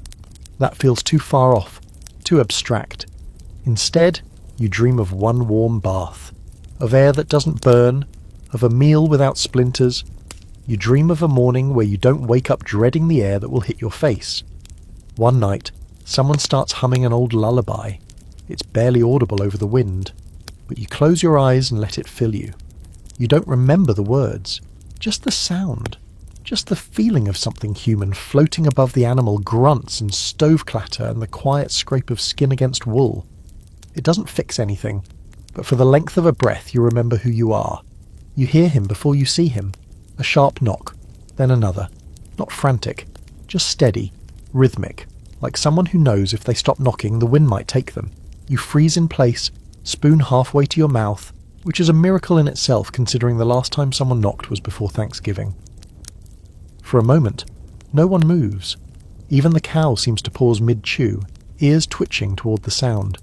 You blink, your mind refusing to believe it. There's no way someone's outside in this. No sane person, anyway. You glance toward the door, buried in snow to the top beam. It takes a second knock, then a third before you spring into motion. You crawl to the snow tunnel, what little of it remains after last week's storm tried to erase it. You dig fast, your hands already numb, clearing just enough to crack the door and let in a blast of frozen air. There he is, a shape coated in snow and ice, barely visible. You squint and the figure lifts an arm and waves weakly. You reach out, pull him in like you're hauling a sack of grain through a blizzard. His coat is stiff as armour, face nearly invisible under frost and scarf and goggles. He stumbles inside and collapses beside the stove without a word. You slam the door shut behind him and restuff the gaps with rags. Everyone stares, silent. The man peels back layers like a tree shedding bark. Coat, scarf, goggles, mittens. His skin underneath is flushed red from the cold, wind-chapped and raw. When he finally speaks, his voice is rough, shredded like a saw through dry pine. "Mail," he croaks, and you almost laugh. You're staring at a miracle. The mailman. You get him tea, or what passes for tea, and whatever you can spare for food. He eats with shaking hands, slow and grateful. When his fingers stop trembling, he reaches into a sack and pulls out a bundle of letters wrapped in oilcloth. A few are damp, the ink running, but it doesn't matter. You treat them like treasure. He gives you news from the outside world. Some you knew, some you didn't. The rail lines are still snowed under. No trains since October. Towns along the line are rationing salt pork and flour. A few general stores are handing out supplies by lottery. Others have closed altogether. He tells you people are burying firewood beneath haystacks now, trying to hide it from thieves. One man in Tracy is said to have built a stove out of bricks and animal fat. "It works," the mailman shrugs, "until it catches fire." You ask him where he came from. He says he's been riding between towns on snowshoes, delivering mail when he can. Sometimes he skis. Other times he walks, dragging a sled behind him with supplies. "Hard part isn't the cold," he says. "It's the silence. It makes you forget why you're walking." He's not young, mid-40s maybe, but the kind of wiry tough that winter can't scare off. His face is so weathered it looks carved. His boots are wrapped in canvas and twine, patched with fur scraps. He says he hasn't had dry socks since New Year's. He says it without bitterness. You wonder for a moment why. Why risk it? Why leave shelter just to carry a few scraps of paper across a frozen wasteland? He tells you, because people need to remember they're not alone. And you believe him. He stays the night, curled up near the stove like one of your own. In the morning, before the sun's even up, he suits back up and prepares to head out. You try to convince him to stay just one more day. He shakes his head. Still got 5 more stops, he says, and a storm's coming. You watch as he disappears back into the tunnel, into the pale morning light, a canvas sack slung over his shoulder, and snow already clinging to his coat. The house is silent again, but something's changed. You hold the letters in your lap, each one damp and creased, smelling faintly of frost and old paper. You read them slowly, like sacred text. One is from your cousin in St. Paul. She says they're burning crates from the railway yard and living on potatoes that taste like dirt. She says to write back, please write back, so she knows you're still alive. Another is from a friend who made it down to Nebraska before the first storm hit. It's dated December. He writes about mild winds, dry roads, and people playing cards outside. You laugh, almost bitterly. You don't even remember what dirt looks like. One letter, unsigned, says only, "We've lost 4, still holding. God help us." It's scrawled in pencil on the back of a church flyer. Some of the letters are just lists, names, towns, what's been lost. You scan them like you're reading obituaries. And yet, even these ghostly messages bring something with them. Proof. Connection. The outside world still exists. You're not a snowbound myth. Not yet. You gather the family and read the letters out loud. It becomes a new kind of story hour. The children listen wide-eyed to tales of rail towns buried to their steeples, of stores selling candles for $1 apiece, of neighbours sharing sugar like medicine. They ask questions. What's it like there? Will they come visit? Are they okay? You say yes, even when you don't know, because now they're listening again. The story of the mailman, yes, plural, becomes legend fast. The postman of the long winter, they'll be called. Men who strapped on snowshoes, wrapped their faces in scarves, and walked across a white desert to deliver scraps of hope. Some of them never made it. Frostbite, collapse, disorientation. But those who did, they became lifelines. Some travelled with dogs, others went alone. Some delivered nothing more than a name scribbled on a piece of bark, yet it was enough. Historians later argue whether it was bravery or madness. Who signs up to be the only thread tying together a scattered, frozen civilization? But you already know the answer. They weren't just delivering letters, they were delivering proof of life. And in this house, still half buried in snow, you hold that proof in trembling hands. There's a strange kind of wisdom animals carry in their eyes when the weather turns. A quiet, ancient knowledge that doesn't rely on calendars or almanacs or telegrams. Just instinct. You begin to notice it in your cow. She's restless in a way that has nothing to do with hunger or cold. She shifts her weight differently, breathes deeper, stares out the door as if she knows what's coming before you do.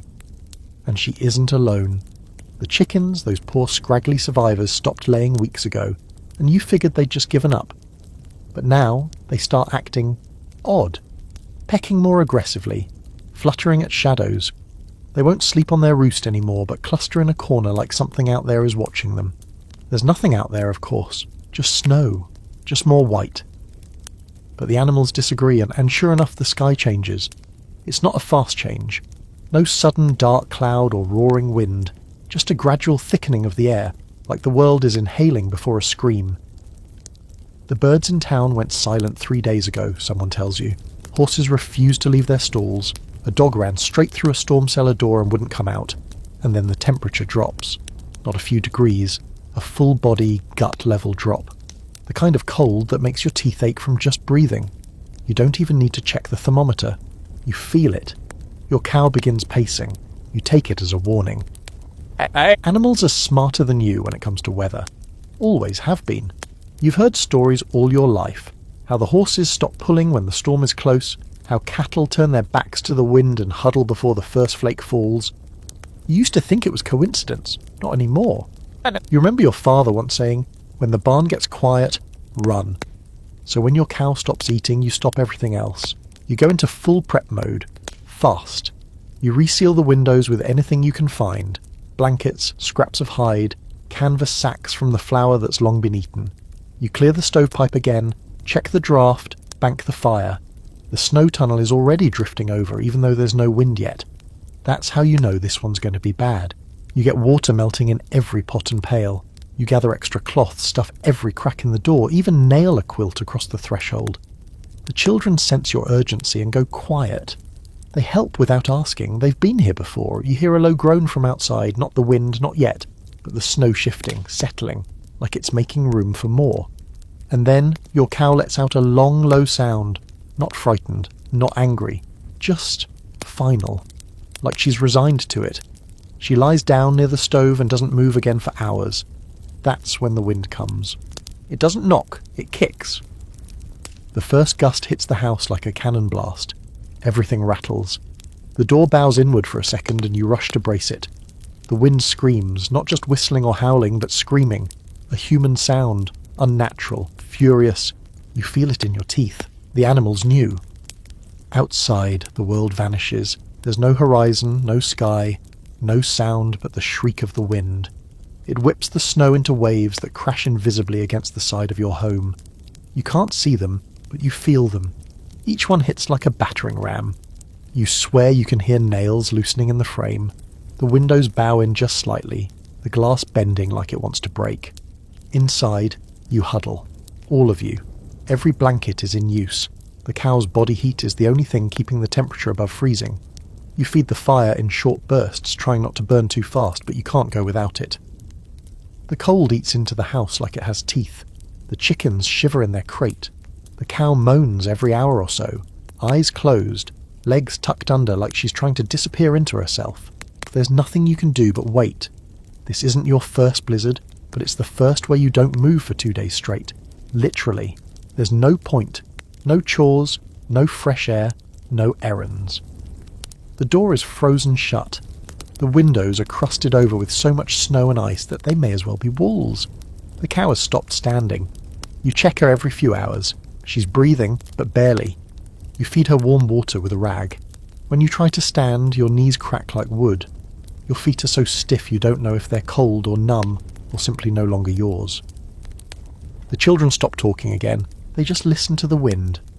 Later, when the storm finally dies, and the world goes still again, you crawl through the snow tunnel to check the barn, not out of optimism, but obligation. You already know what you'll find. The barn roof has collapsed. The fence is gone. The drifts are as high as the eaves. You call for the horses out of habit. There's no answer, just the sound of your own breath. You go back inside, brush snow off your sleeves and say nothing. No one asks. You look over at the cow. She opens one eye. She's still here. For some reason, that undoes you. There's an old story someone once told you, maybe in town, maybe in a saloon, maybe from a book you burned months ago, about how animals can smell storms before they come. Not just cold, but the type of storm, the danger, the intent behind the wind. You believe it now. Because what else could have told her to huddle in place before the sky even shifted? What else made her lie still through the screaming, as if she knew movement would mean death? People underestimate animals, but out here, in this kind of winter, it's the humans who are fragile. The animals, they're the ones who've been surviving since before the first settler built his dream house on this frozen prairie. Your cow doesn't complain. She doesn't cry. She doesn't hope. She just knows, and you'd be a fool not to listen. You've been digging so long your arms go numb, not from the cold this time, but from the sheer repetition. Scoop, throw, scoop, throw. The snow isn't fluffy anymore. It's hardened, packed tight like concrete. Your shovel bites into it with a jolt, jarring up your shoulder. Sometimes it feels like you're not digging through it, but into it, like you're tunneling into some ancient glacier that's been here since the dawn of time. You're not even sure what you're digging for anymore. A path to the barn that's already collapsed, a tunnel to the well that froze solid weeks ago, or maybe just the need to do something. Anything. Sitting still too long makes your thoughts turn dark, so you dig. But regular shovels don't cut it anymore. Not in this stuff. You've already broken 2 handles, splintered a third, the iron one is too heavy, and the wood swells and warps after being left out too long, so you start inventing. You pull the head off an old hoe and nail it to a broom handle. It works, kind of. You find an old saw blade and rig it to a board to cut through the ice crust before you shovel it. Your hands blister fast, then callous over. You wrap them in rags to keep from tearing skin. You're becoming a snow engineer, a mad inventor with frostbitten fingers, and you're not the only one. Down the road, a neighbour has strapped the curved lid of a butter churn to a broomstick and is using it like a snowplane. Another family builds a sled using old cabinet drawers nailed to skis. One couple ties bedposts together with strips of leather and makes a toboggan. You hear of a man in Sioux Falls who fashioned a plough out of the front axle of a wagon and pulled it with his own sons when the horses died. People have stopped calling these things tools. Now they're lifelines. The snow doesn't just pile, it sculpts. After months of non-stop storms, it has transformed the prairie into something alien. There are no more roads, no fences, no visible markers of anything. Entire buildings are buried. You walk on top of houses now, unknowingly stepping across rooftops you once passed with a wave. You dig to your chicken coop and find only the tips of the posts.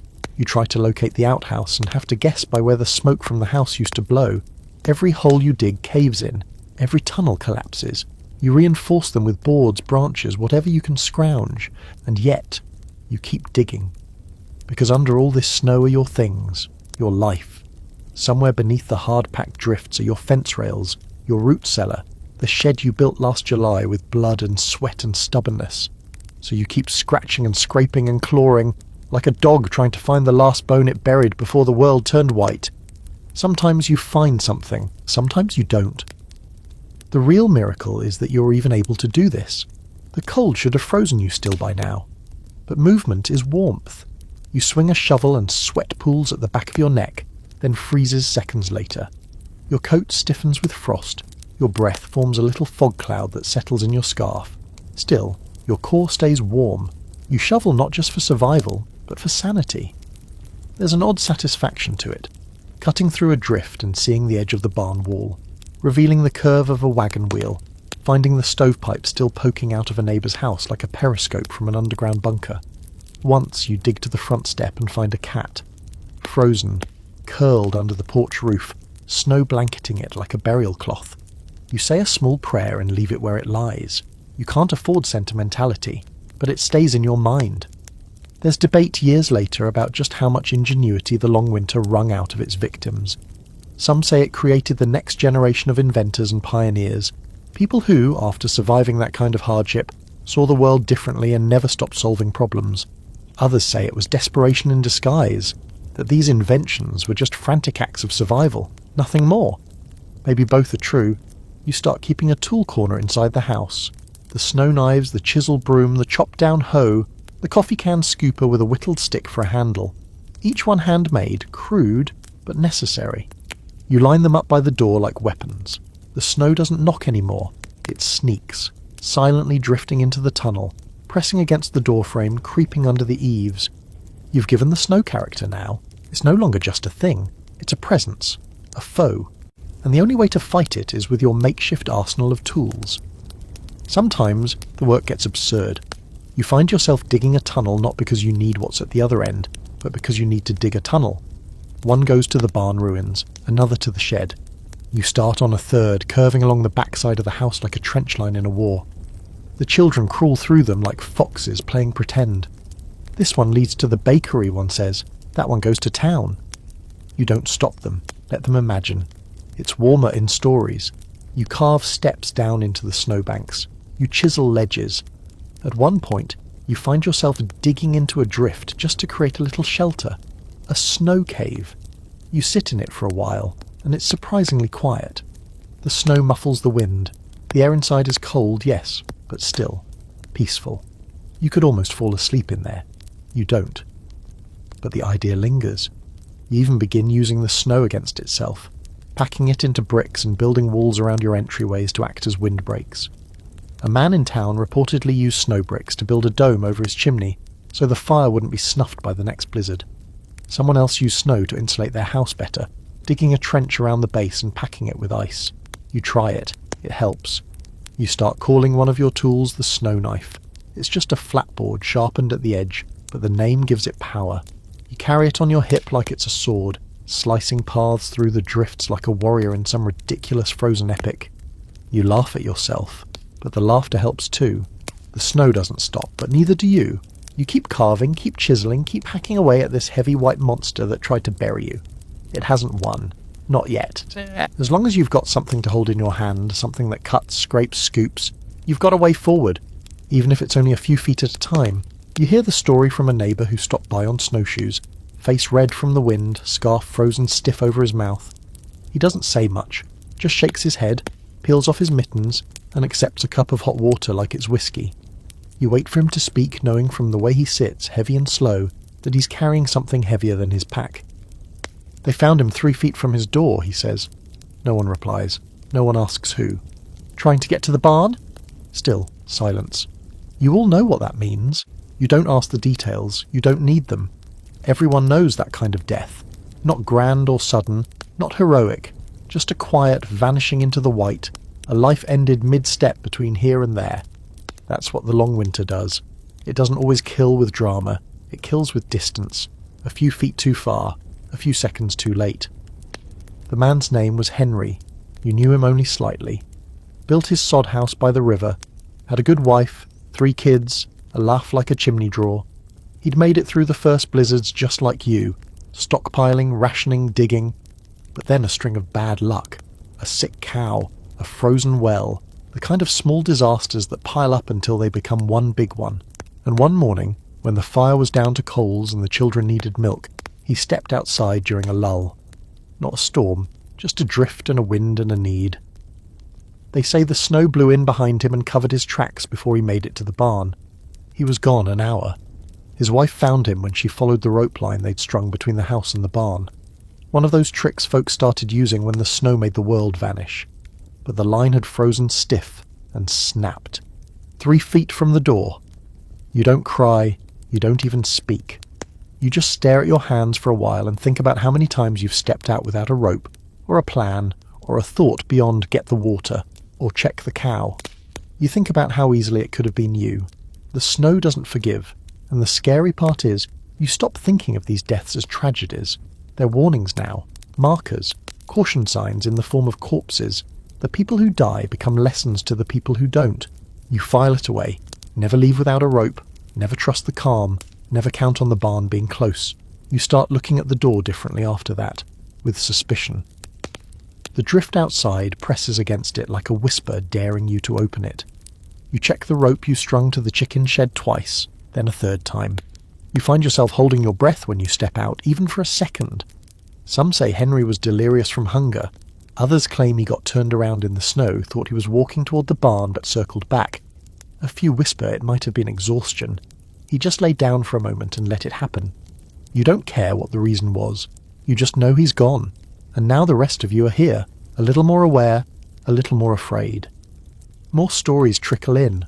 A girl in Watertown wandered off during a whiteout looking for her dog and froze curled around a fence post. A farmer in De Smet collapsed while hauling a sled of corn stalks. A woman lit a fire in a sealed room and never woke up. You write their names on a board beside the stove, not to be morbid, but to remember, to stay alert. Each one is a reminder that the distance between alive and gone is thinner than a pane of frosted glass. You catch your breath every time someone goes out now, even if it's just to the woodpile or the tunnel entrance or the snow cave you carved weeks ago. You time them, you count, you listen for footsteps returning, you keep the door propped just slightly so you can hear if someone calls. But here's the cruel thing. Most of the time people don't call, not because they don't want to, but because when the cold hits hard enough you lose your voice. Your lungs seize, your throat locks, your lips stick together, and then it's just you, your frozen breath, and a sky that doesn't care. The scholars later call it exposure death, hypothermia, whiteout disorientation. They list the symptoms in tidy paragraphs: confusion, fatigue, loss of coordination, hallucinations, unconsciousness, death.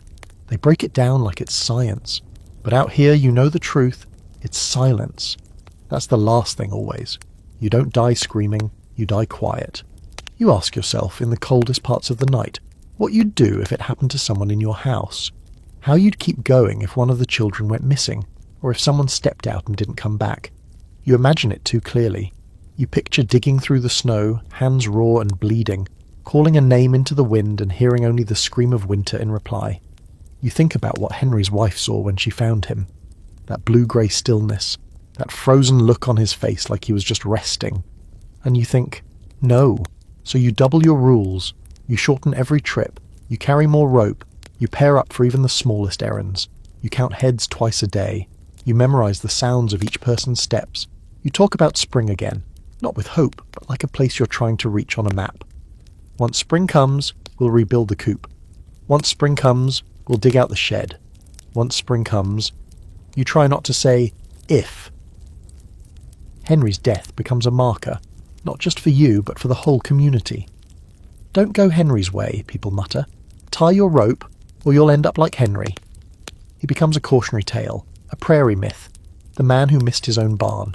But you don't joke.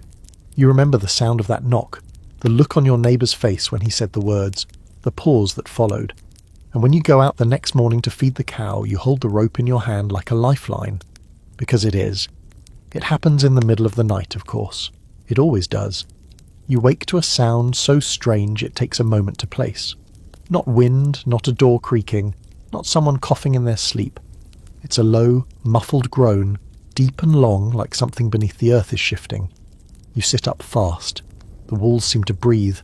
Then comes a crack so sharp it echoes off the rafters, like a tree splitting in the forest. The house goes still. You wait, every muscle tense. Another sound, more subtle this time, but no less terrifying. Crumbling. A slow, deliberate noise like grains of sugar pouring onto wood. Except it's not sugar. It's snow. You grab the lantern and swing it toward the wall near the front. The snow that had pressed there for weeks has started to break loose, not sliding down, but pressing in. The drift outside has finally gotten too heavy, and now it's pushing against the sod wall, testing it. One more storm and it might just come inside to say hello. You check the ceiling. Frost has formed in long stripes across the beams. You knock gently with the handle of a broom. One beam sounds hollow. That's not good. You whisper to your partner, who's already awake, listening. No one's sleeping now. By morning, the sound's everywhere. It's like the snow is shifting its weight, pressing against the house from all sides. Every once in a while there's a dull whump, and another piece of roof groans. You pile more snow on top of the drift, which sounds crazy, but you've learned that tightly packed snow can reinforce the roof. The real threat is when it starts to melt and shift. So for now, you dig, then stack. Dig, then stack. It's claustrophobic now. The windows have been gone for weeks, and the door is sealed tight. You check the stovepipe to make sure it's still drawing.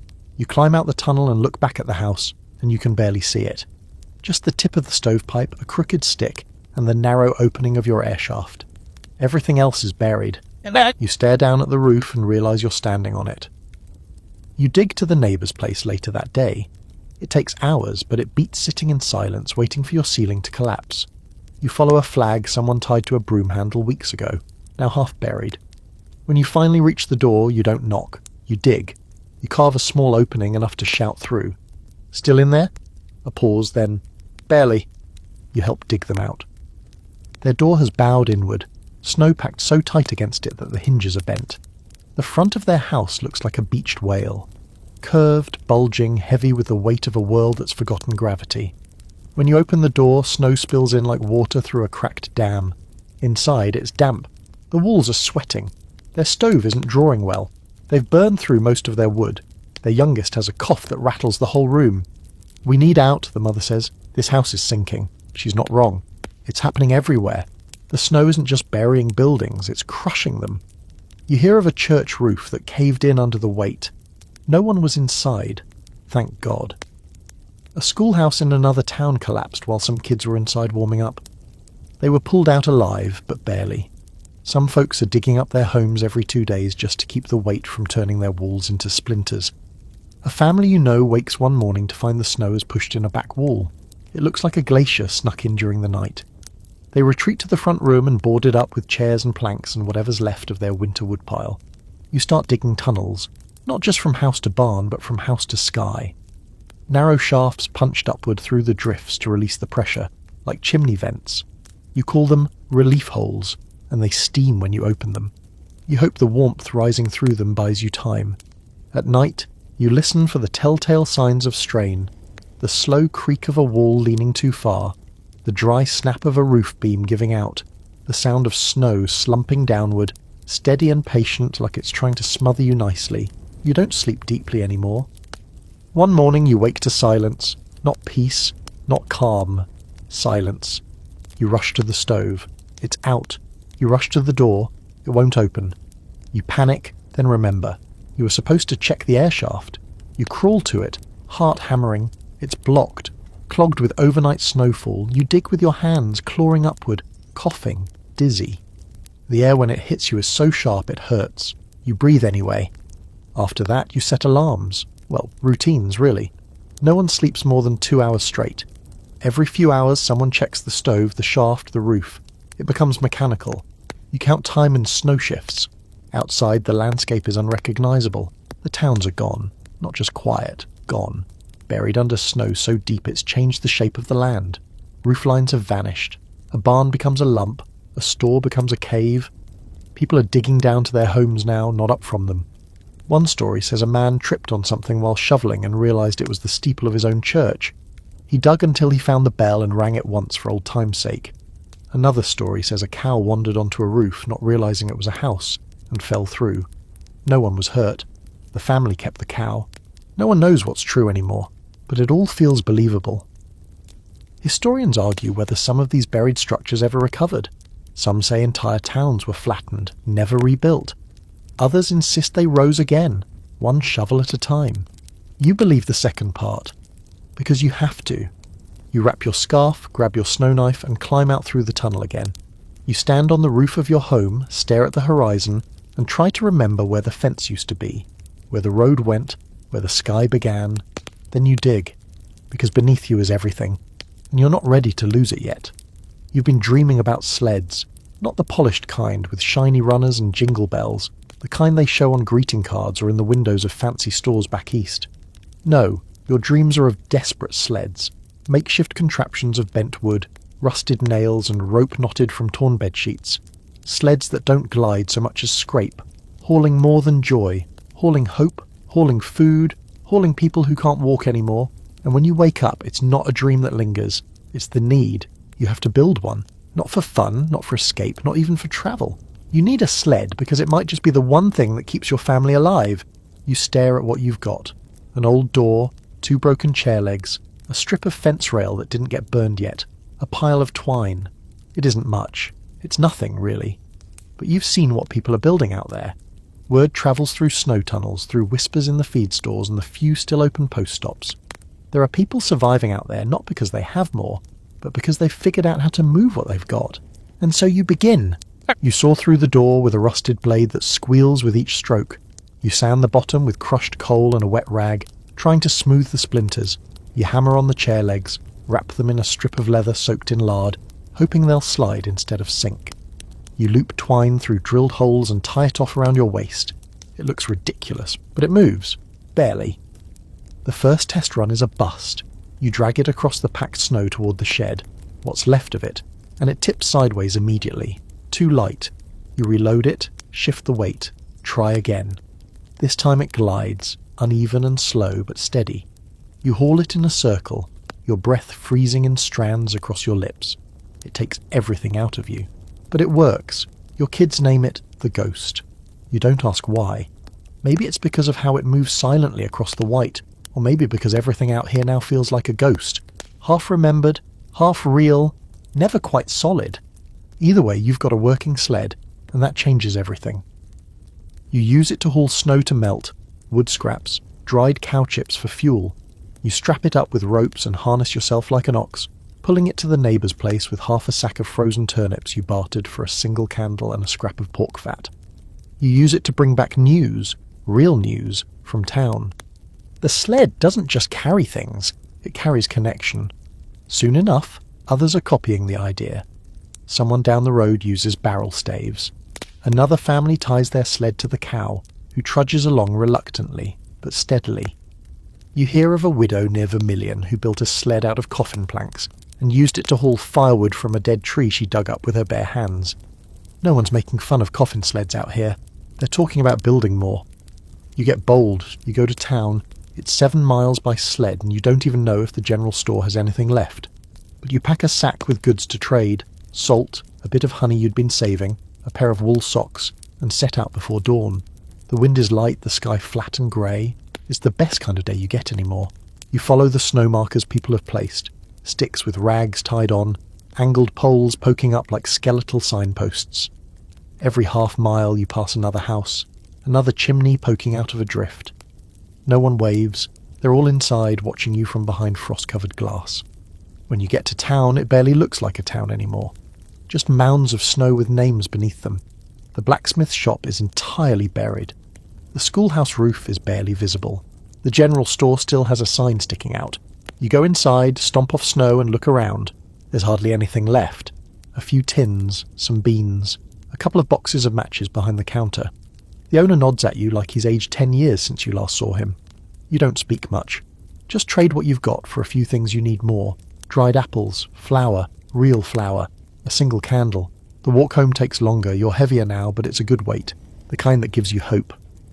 Later, you hang the candle on the wall, unlit, just to look at it. It's bright yellow, smooth, unburned. You won't use it unless you absolutely must. It's not light, it's a promise, and you start using the sled every day. Once you take it to bring a neighbour's sick child into your home, where your fire's stronger and the walls are thicker.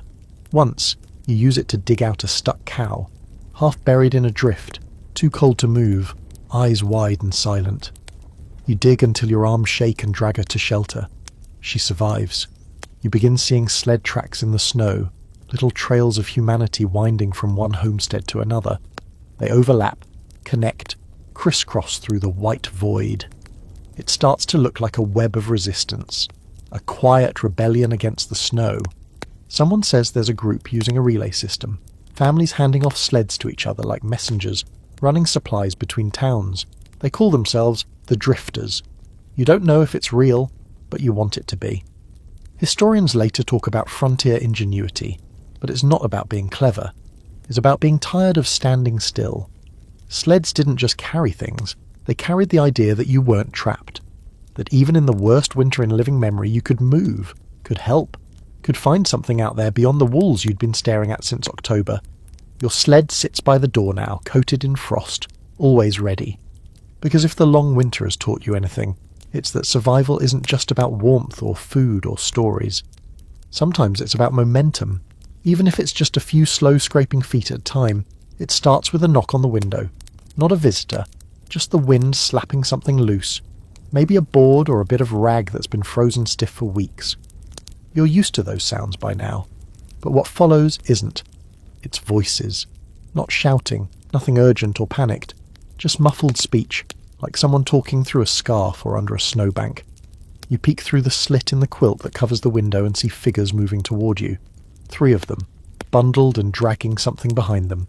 Maybe a sled, maybe just a tarp tied at the corners and loaded with something heavy. You open the door cautiously and feel the wall of cold slap you like it's personal. They wave, you wave back. It's the Jensens. You recognise them barely through the layers of scarves and frost. They look like walking bundles of laundry, but they're smiling, exhausted, but smiling. And behind them, on that makeshift sled, is a barrel, a real wooden barrel, and inside it, according to Mrs. Jensen, is stew. Hot, fresh, shared. You stare at her like she's just told you spring arrived early. Then she says the 4 sweetest words you've heard in months. Come to the church. You hesitate for only a second before you start wrapping the children in every layer you can find. You wake the cow, whispering apologies as you move around her. You bank the fire, fasten the stovepipe, cinch scarves around chins and boots around half-frozen feet. The wind is biting, but you barely feel it. There's only one thought echoing in your head. Other people, warmth, food, light. You drag your sled just in case, the ghost still holding together, though one runner is cracking. You fill it with your trade goods, a jar of lard, 2 candles, a tin of boiled sweets you've hoarded like relics, the kind of things that mean more now than money ever did. The church is only a mile away, but it feels like crossing the Arctic. The wind rakes your face raw, and the snow is crusted over hard, jagged as broken glass. You guide the children like a caravan, heads down, trudging in single file. The sky above is a pale, bitter blue, cold light, sharp and sterile. Then you see it, just a little hump of white with a cross poking out. Someone's dug a tunnel entrance through the snowbank, framed with old boards and blankets to keep the wind out. A sign above it reads Soup and Song. The handwriting is shaky, uneven, but it might as well be a golden archway. You step inside, and the warmth hits you like a wall. It smells like life in there. Wood smoke, stew, melted wax, body heat. You breathe it in like perfume. The space is cramped. Just the main room of the church, the pews pushed aside and replaced with benches made from crates and old doors. Blankets hang over the windows. The pulpit is gone, replaced by a bubbling pot resting on 2 bricks and a stovepipe that snakes up through the ceiling. Someone hands you a bowl without asking. You don't even know what's in it. You don't care. You take a bite. Potatoes, real ones, and carrots. And, you could cry, a bit of meat. It tastes like hope. Now, you're not the only family here. There are at least 5 others, maybe more, all hunched around the fire, boots steaming, eyes wide. No one speaks too loudly. You've all forgotten how. Conversations happen in murmurs, like you're afraid this might be a dream you'll wake up from. Mrs. Jensen explains they've been doing this once a week when the weather allows. Everyone brings what they can. Half a sack of grain, a strip of meat, old coffee grounds, even flavouring scraped from empty tins. They call it the pot, and it's always cooking, each time someone hosts. This week it's the church. Next week, someone's barn, if the snow hasn't crushed it yet. You offer your sweets to the communal table. Someone gasps. A little girl clutches one like it's made of gold. You nod. It's worth it. After the meal, someone pulls out a fiddle. Yes, a fiddle. Where they've been keeping it this whole time, you have no idea. Maybe buried in a coal bin or under a bed. Maybe it's been waiting for a moment like this. The player tunes it slowly, fingers stiff and red from the cold, and then begins to play something soft and familiar. Not a hymn, not a dirge, a waltz. People laugh, actual honest laughter. Someone taps their boots, someone else starts clapping. A couple near the stove stands and begins a slow, awkward dance. Layers of coats and scarves turning the graceful steps into more of a shuffle. But it's dancing, it's movement. You haven't seen anyone dance in months. You let yourself smile, you let yourself feel. And for a moment, the long winter doesn't exist. The scholars and memoirs don't often mention this part. The gathering, the soup, the music. They focus on the hardship, the deaths, the food rations, the blizzards. And they're not wrong. But there's a part of the story that gets left out, this part. The part where people came together in old churches and buried barns, brought whatever scraps they had, and made a meal out of them. The part where they sang old songs and told stories and wrapped their kids in blankets made from patched coats. The part where they reminded each other that survival isn't just about calories and shelter and firewood, it's about showing up. You walk home that night full, not just in your stomach, but full in your chest, your mind. The wind has died down. The stars are out. You pull the sled behind you, lighter now, and for the first time in weeks you're not watching the horizon for a storm. You're watching for lanterns, because now you know they're out there. Other homes, other families, other fires still burning. The snow may bury everything, but it can't bury that. You reach your home, open the door, and the cow moos sleepily at you. You smile. You don't say it aloud, but for the first time in months you believe it. You're going to make it. You're used to measuring time in strange ways now. It's not days or weeks anymore. It's not even storms.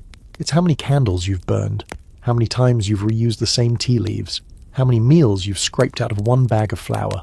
Time isn't told by clocks, because you've stopped winding those. Time is now a stack of kindling, a length of rope, a dwindling pile of salt. So when the first crow shows up, it feels like a message. You're outside with the sled, checking on your tunnel after a night of hoarfrost that sculpted your airshaft into something almost cathedral-like. And there it is, on top of a snowbank as high as your head. Jet black, feathers ruffled from the cold, head cocked sideways like it's judging you. It lets out a sharp caw and flutters to a nearby tree. You stare, stunned. You haven't seen a bird in months, not since before the first blizzard. You call out to the kids inside, "Come quick." They think something's wrong, then they see it, and it's like the world opens an inch wider. Later you see more. 3, maybe 4 of them, flitting from snowbank to fence post, leaving tracks in the snow that look like bent stars.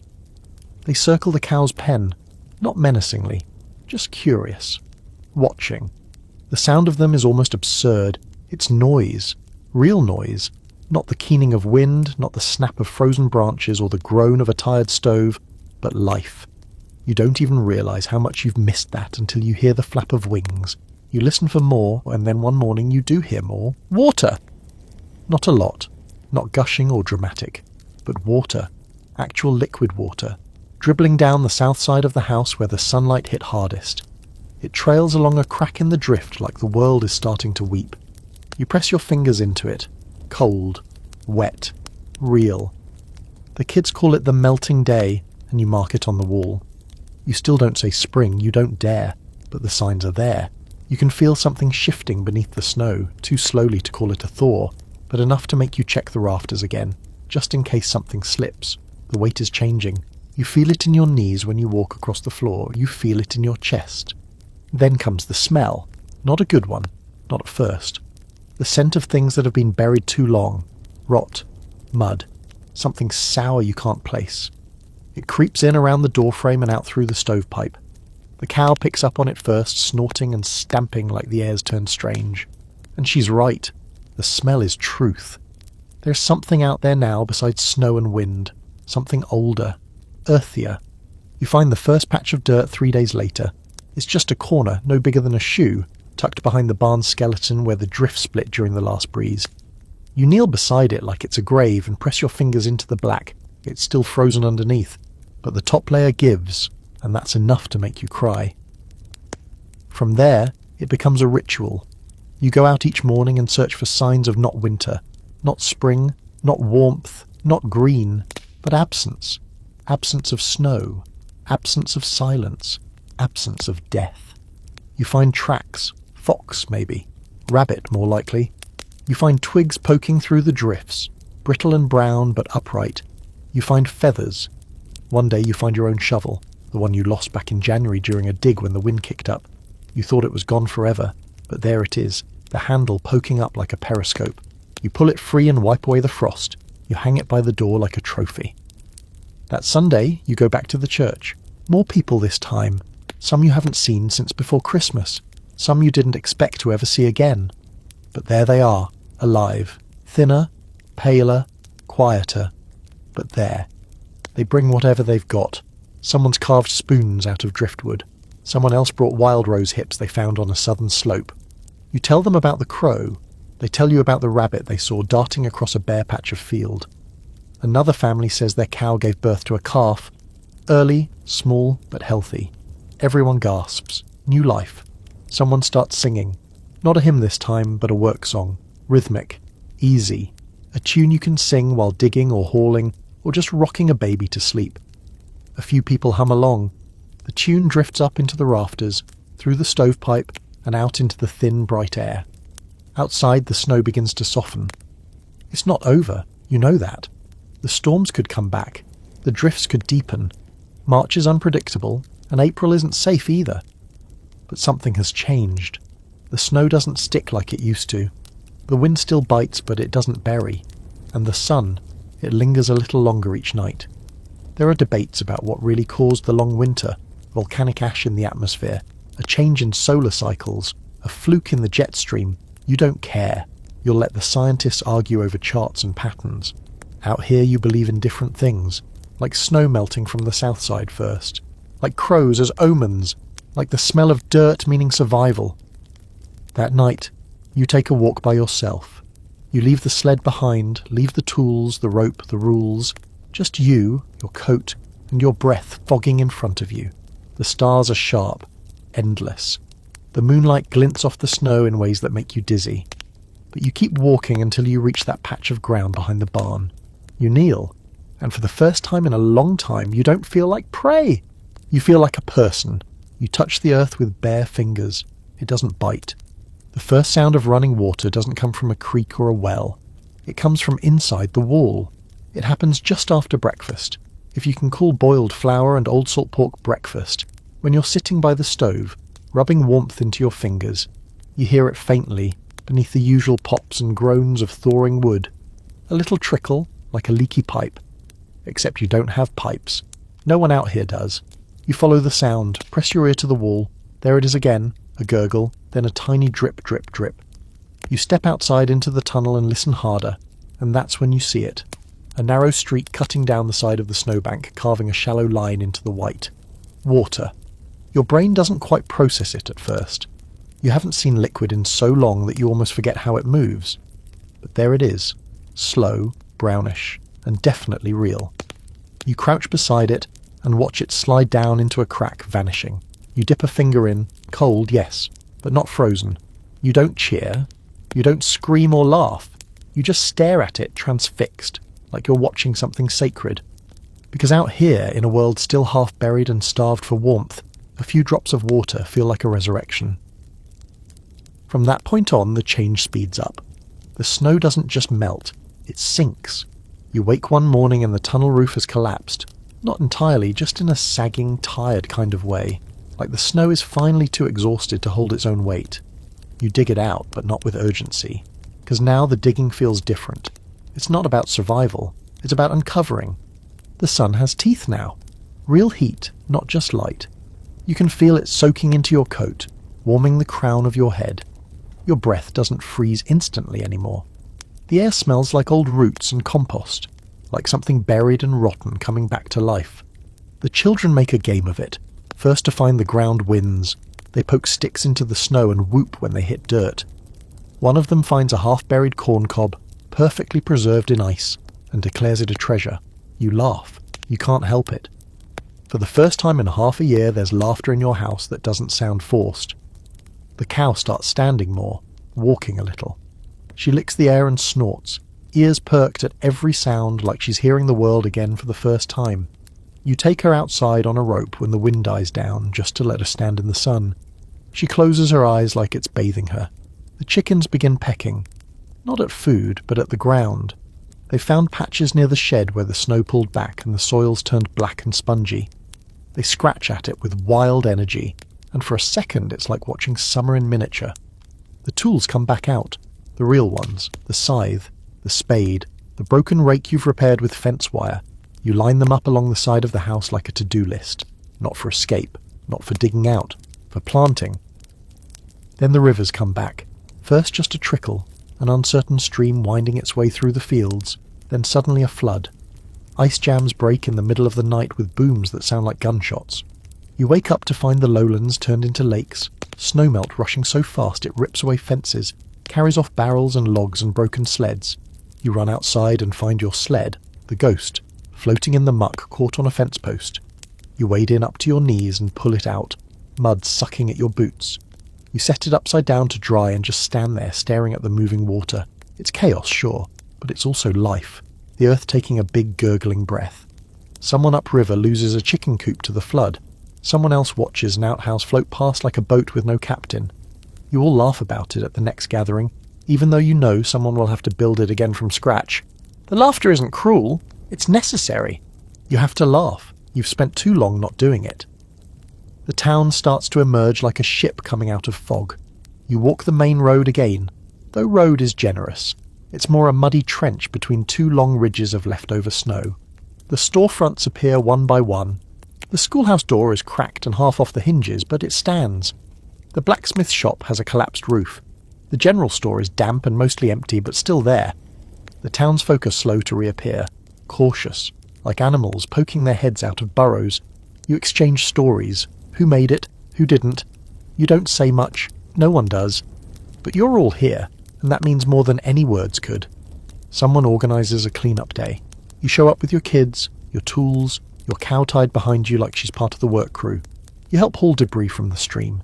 You hammer planks into a schoolhouse door. You sweep out mud and leaves and what looks like a dead possum that rode in on a log. And when it's over, the town feels like a town again, not just a snow-covered rumour. Scholars call this the melt stage. They use terms like runoff and permafrost thaw and soil saturation. They measure water tables and river volume and document which crops failed and which pests returned. But you know what the melt really is? Forgiveness. The earth forgiving you for surviving, letting you come back to it. You go out that night and sit in the mud near the shed, just breathing in the smell of thaw. It's not a pretty smell. Mildew, rot, old straw, something dead you haven't found yet, but it's real. And you know, deep down, that you can live in it, not just through it, in it. You take a bit of dirt in your hand, clump it, feel it stick to your palm. You've forgotten the way it clings, the weight of it, the smell. You press it to your lips, not because you're crazy, but because you're grateful. Because after everything the long winter tried to bury, this is still here. And so are you. You start the day with a stub of chalk and a flat board. Not because there's anything to teach exactly, but because the children need something to do. You draw a line, then a shape, then a crooked letter. Their eyes light up like it's a carnival. They sit cross-legged on the packed dirt floor, fingers still red from hauling wood, and whisper answers to each other like the snow might still hear. The youngest doesn't know her letters anymore. The oldest is starting to teach her again. School is back. Not officially. There's no bell, no desks, no schedule. But here you are, tracing the alphabet with a piece of chalk traded for eggs, pretending that life is normal. And in a way it is. The blizzards are over. The snow is melting. The air no longer smells like ash or fear. It smells like mud, like grass, like survival. The schoolhouse itself is still too unstable to use, so you make do at home. Others do the same. Each family teaches what they remember. Math, writing, songs, the names of stars. Someone brings a stack of old readers that were rescued from a half-buried barn. The pages are curled and damp, but the words are still there. See Jane run? You chuckle. Jane must have run to warmer places. At night the children read by firelight. They take turns holding the books like sacred relics. One sounds out every word. Another just flips the pages, reading silently, lips moving, eyes far away. You ask them what they're reading, and they say spring. You don't correct them. Soon, more families gather to reopen the real school. It's not fancy, but it stands. The snow has sunk enough that you can see the windows now. Glass cracked, one missing, but still a window. Sunlight slips through it in patches, and the floorboards have dried into warped hills. Someone cleans out the stove. Someone else patches the roof with strips of hide. You bring a bench you carved during the worst part of January. There's no teacher yet, not officially, so you all take turns. One day it's the old German widow who knows 5 languages and tells stories about Beethoven. Another day it's the man who used to be a bookkeeper and still has multiplication tables memorized down to the 12. You try your hand at teaching history, but the kids just want to hear what you did during the storms. They think you're a legend now. You laugh and tell them you just kept the cow alive and didn't fall into a snowbank. They don't believe you. With the return of the schoolhouse comes the return of the order. Not the kind on calendars or clocks, but the rhythm of days. You rise early, cook something warm, brush hair, lace boots. The children pack little satchels of slates and pencils, a crust of bread tucked inside like treasure. They walk the muddy road with others, kicking at patches of green that dare to peek through. They sing as they go. You can hear it from the house. Songs about spring, about the sun, about birds returning. One about pancakes that you suspect someone made up on the spot. It's not perfect.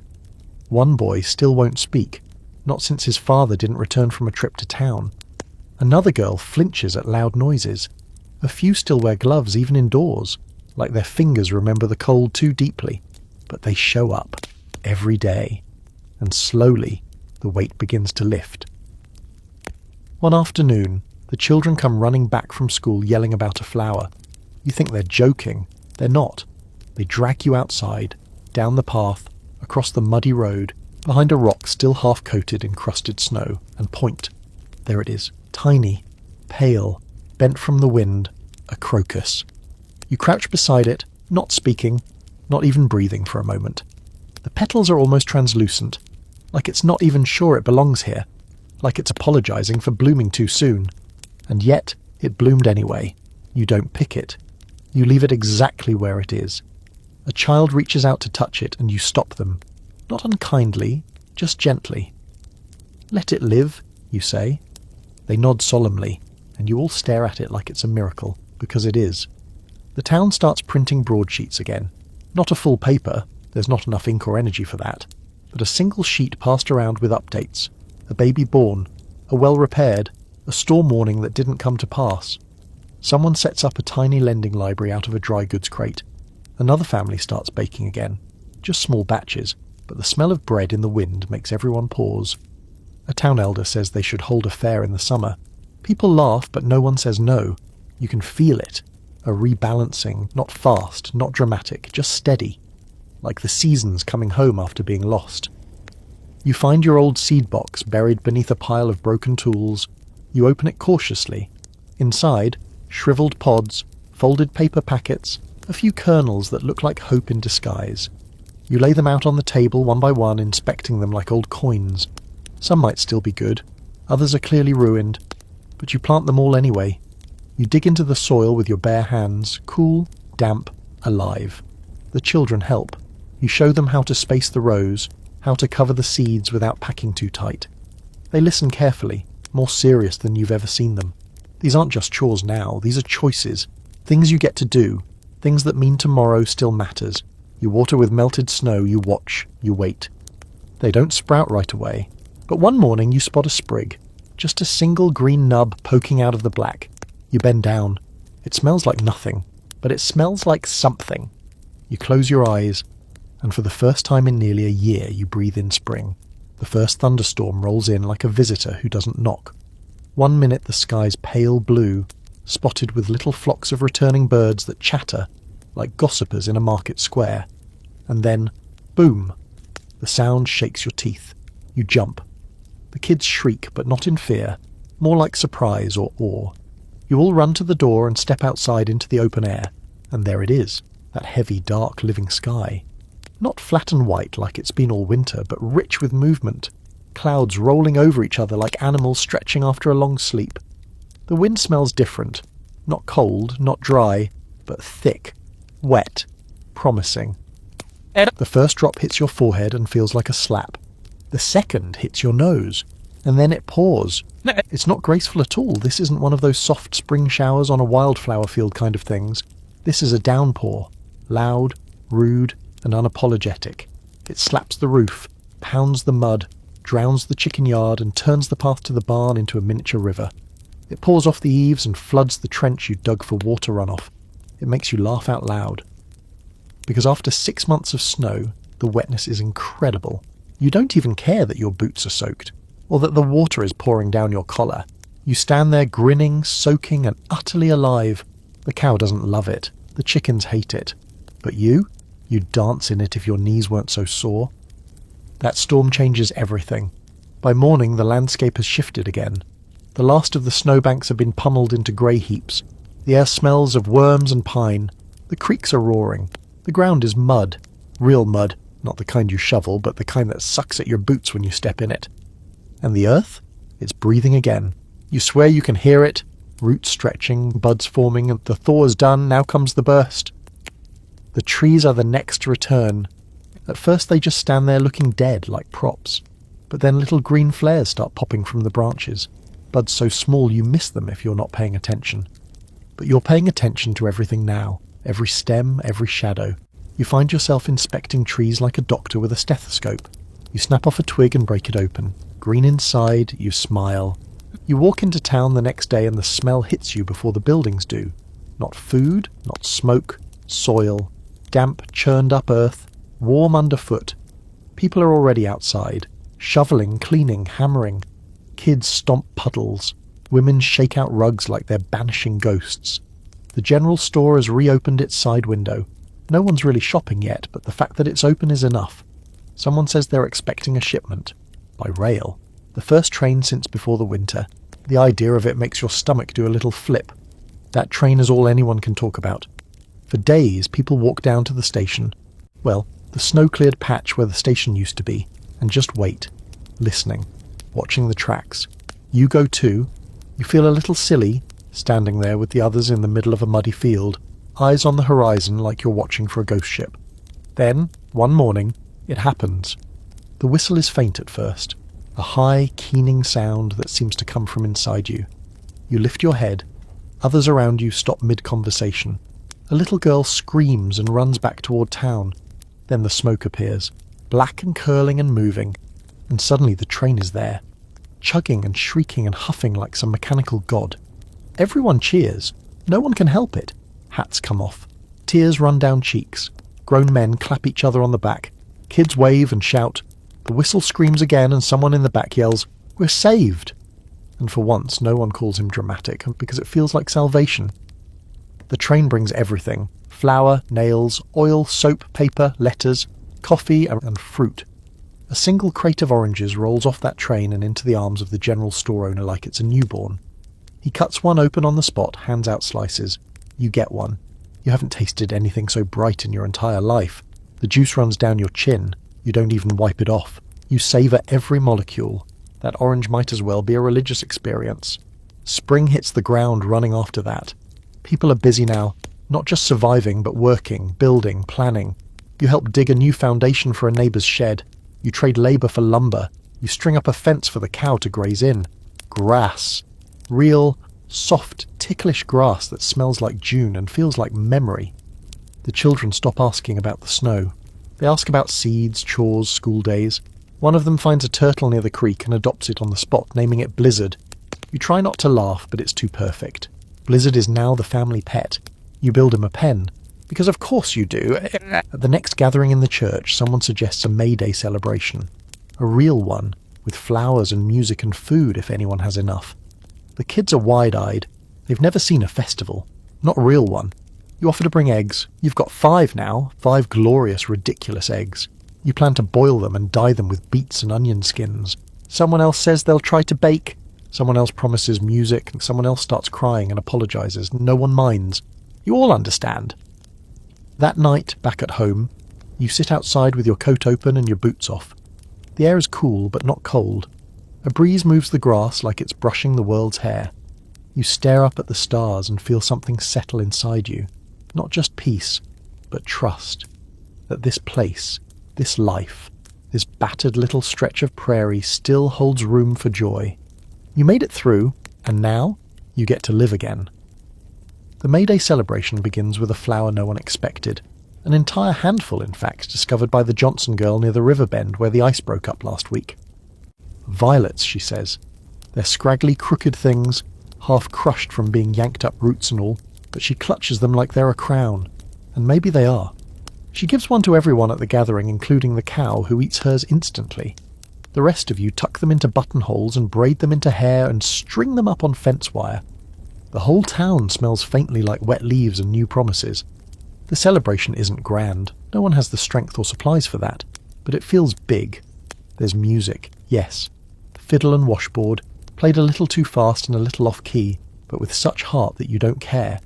Someone pounds a stick on a crate for rhythm. The children dance in a lopsided circle, twirling around a pole made from a stripped tree limb.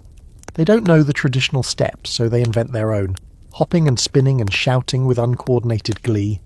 You join in. So do the old folks. So does the widow who hasn't smiled since her chimney collapsed in February. Everyone dances like they've been unshackled from the past 6 months of cold and hunger and silence. Because in a way you have. Someone sets out food. It's humble. Boiled eggs dyed in speckled yellows and pinks. Hard biscuits softened with wild honey. Pickled onions, dried berries, and a stew so thick with root vegetables you'd swear it was a feast.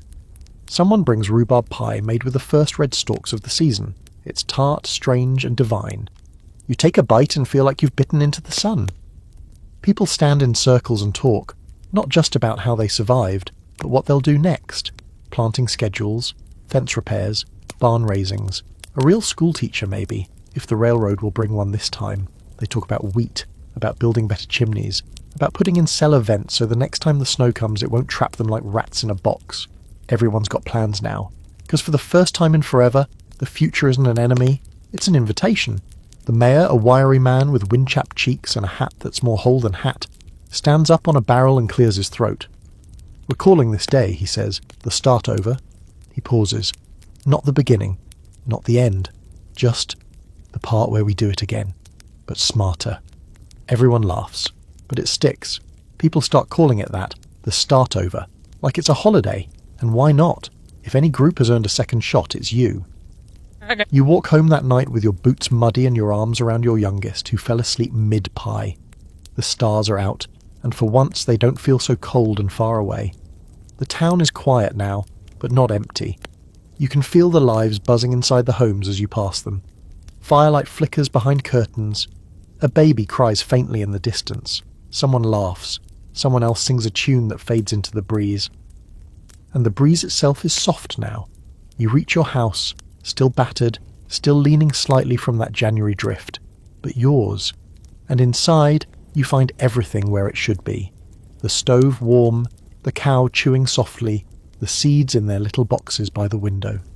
You sit down, pull off your boots, and listen to the sounds of your house settling for the night.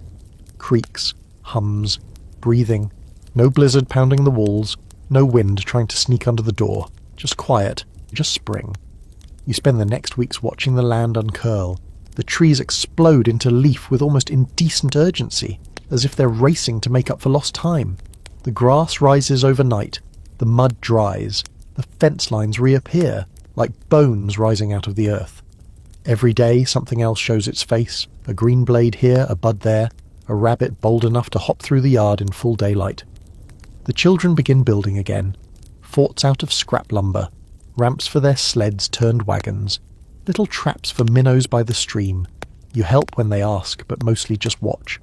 They've grown without you noticing, older, stronger, smarter. Their winter wasn't just hard, it was formative.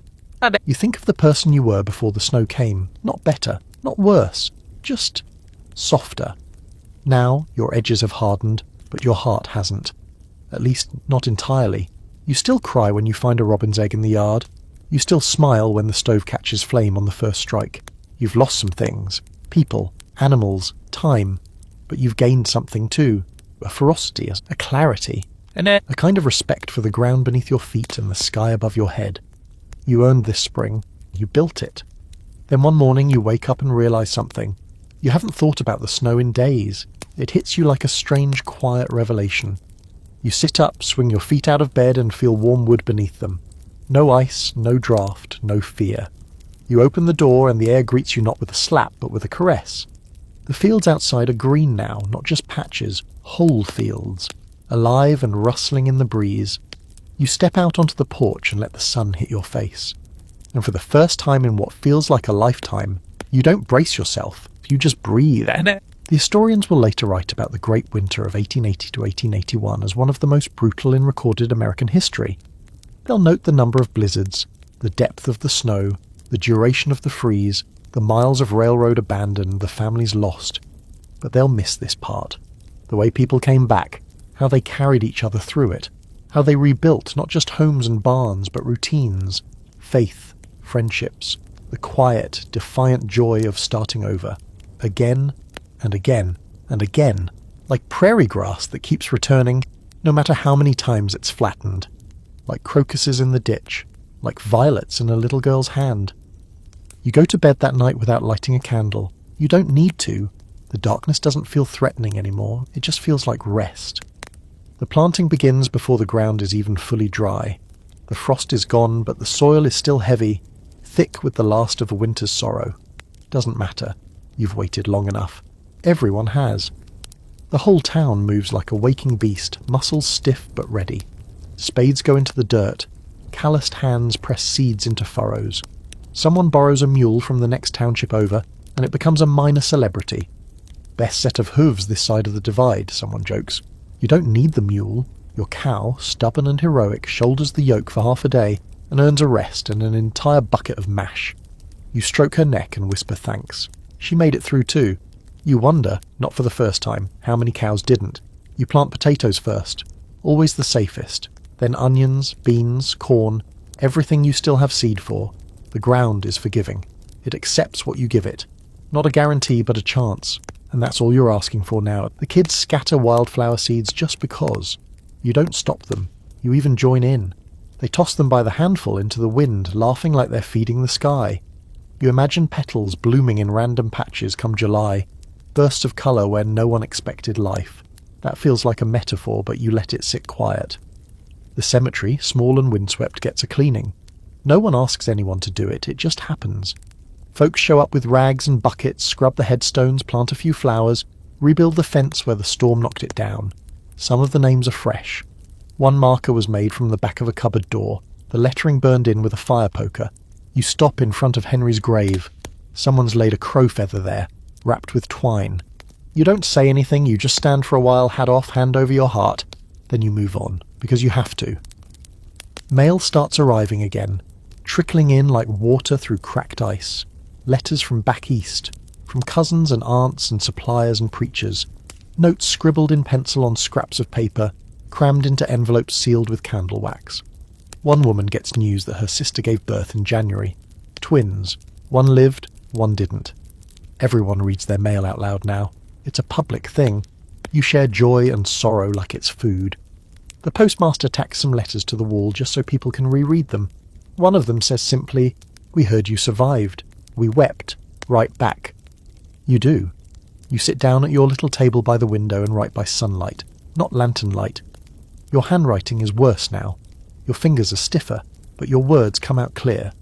We made it, you write. We're planting now. The earth is soft again. The world is still here. You pause, then add, so are we. People start courting again. It's subtle at first, a longer than usual look between two folks at the community supper. An awkward handoff of seeds with fingers brushing just a bit too long. You see it. Everyone sees it. After what you've all endured, it feels right. Nobody mocks it. There's no time for teasing. You overhear someone whisper, you can't let a whole winter go by and not say what matters. That sticks with you. You think about the things you didn't say in January, the things you thought you might never get to say again. You think about how many times you stared at your children and wondered if it would be the last. You hold them tighter now, even when they squirm. The ice house gets cleaned out. The last of the preserved meat is taken out and either eaten or bartered. You help chop new blocks for storage, harvested from what little remains of the high creeks. A younger boy falls in and is pulled out fast, soaked and shivering but laughing. Colder than death, he says, grinning. Everyone laughs. It's not that you've forgotten how bad it was. It's that you remember and laugh anyway. You've earned that. The prairie, once flat and white and howling, is now humming. Bees, flies, birds in shrill argument. The long grasses rise, green and sharp. The fence posts reappear. The horizon grows wide again. You can see where your land ends and someone else's begins. You hang laundry in the sun. You open windows without fear. You stop sleeping with your boots by the door. There's no more need for the tunnel, so you collapse it.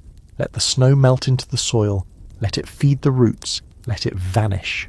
The stove, your dearest companion all winter, now sits idle most days. You run your fingers over its surface, cold to the touch now, like something asleep. You clean out the ashes one last time and sweep the floor, where it feels like goodbye. One night there's a dance, not in the church, it's too crowded, but in the barn newly re-roofed and swept clean. Lanterns hang from rafters. Someone sets up a phonograph with a cracked horn, and it warbles like a dying goose, but no one minds. You dress in your best. Patched shirt, brushed hair, polished boots. You dance. You hadn't planned to. Your knees complain, and your hands are still rough, but when the music starts, your body just moves. Others follow. You spin, you laugh. You remember what joy feels like in your bones, and when you look up and see the stars blinking down not through a frost-bitten window but in open air, you know it's over, not just the winter, but the fear, the waiting and the silence. They'll call this year the long winter in the books, the harshest season in memory, storm after storm, isolation, hunger, death. That's all true, but it's not the full story, not to you, because the full story is this: the dancing, the planting, the rebuilding, the naming of turtles, the passing of oranges from hand to hand, the taste of stew in a church full of survivors. The full story is that the earth didn't just thaw, you did, and someday, when a future child asks you, was it really that bad? You'll lean back, eyes far away, and say, yes, but then you'll smile and say, and it was also beautiful, because it was, because you were there, because you lived to see spring again. The house creaks differently now, not under snow, not from the groan of cold beams trying to hold together against blizzard winds, but with the kind of gentle settling wood does when it's warm. You lie in bed and feel the softness of the night air rolling in through the open window, cool but kind, smelling of dirt and distant lilac. The fan hums lightly beside you, and the stars blink their slow rhythm above the prairie. It's quiet. No scratching winds, no sudden thumps on the roof, no fear of waking up trapped inside ice. You made it. You all did. And now the seasons have kept their promise. The warmth returned, the earth gave way, the grass pushed back up through the crusted remains of winter and took back the land. Life, stubborn as ever, rose up out of the mud. You think about how far you've come, from the first flake to the last thaw, from silence to song, from that cold, brutal November to this soft, forgiving spring. You remember the days you thought the sun might never come back. But it did. It always does. Not on your schedule, not for free, but it does. And maybe, just maybe, next winter won't be as cruel. Or maybe it will. But now you know what you didn't before, that you are harder to kill than the cold ever knew, that a sled and a can of beans can become a lifeline, that a tune on a fiddle and a candle in a window are enough to keep a town alive. You close your eyes, the prairie sleeps, the wind moves like breath through the tall grass. Somewhere a frog sings, and everything is finally beautifully quiet.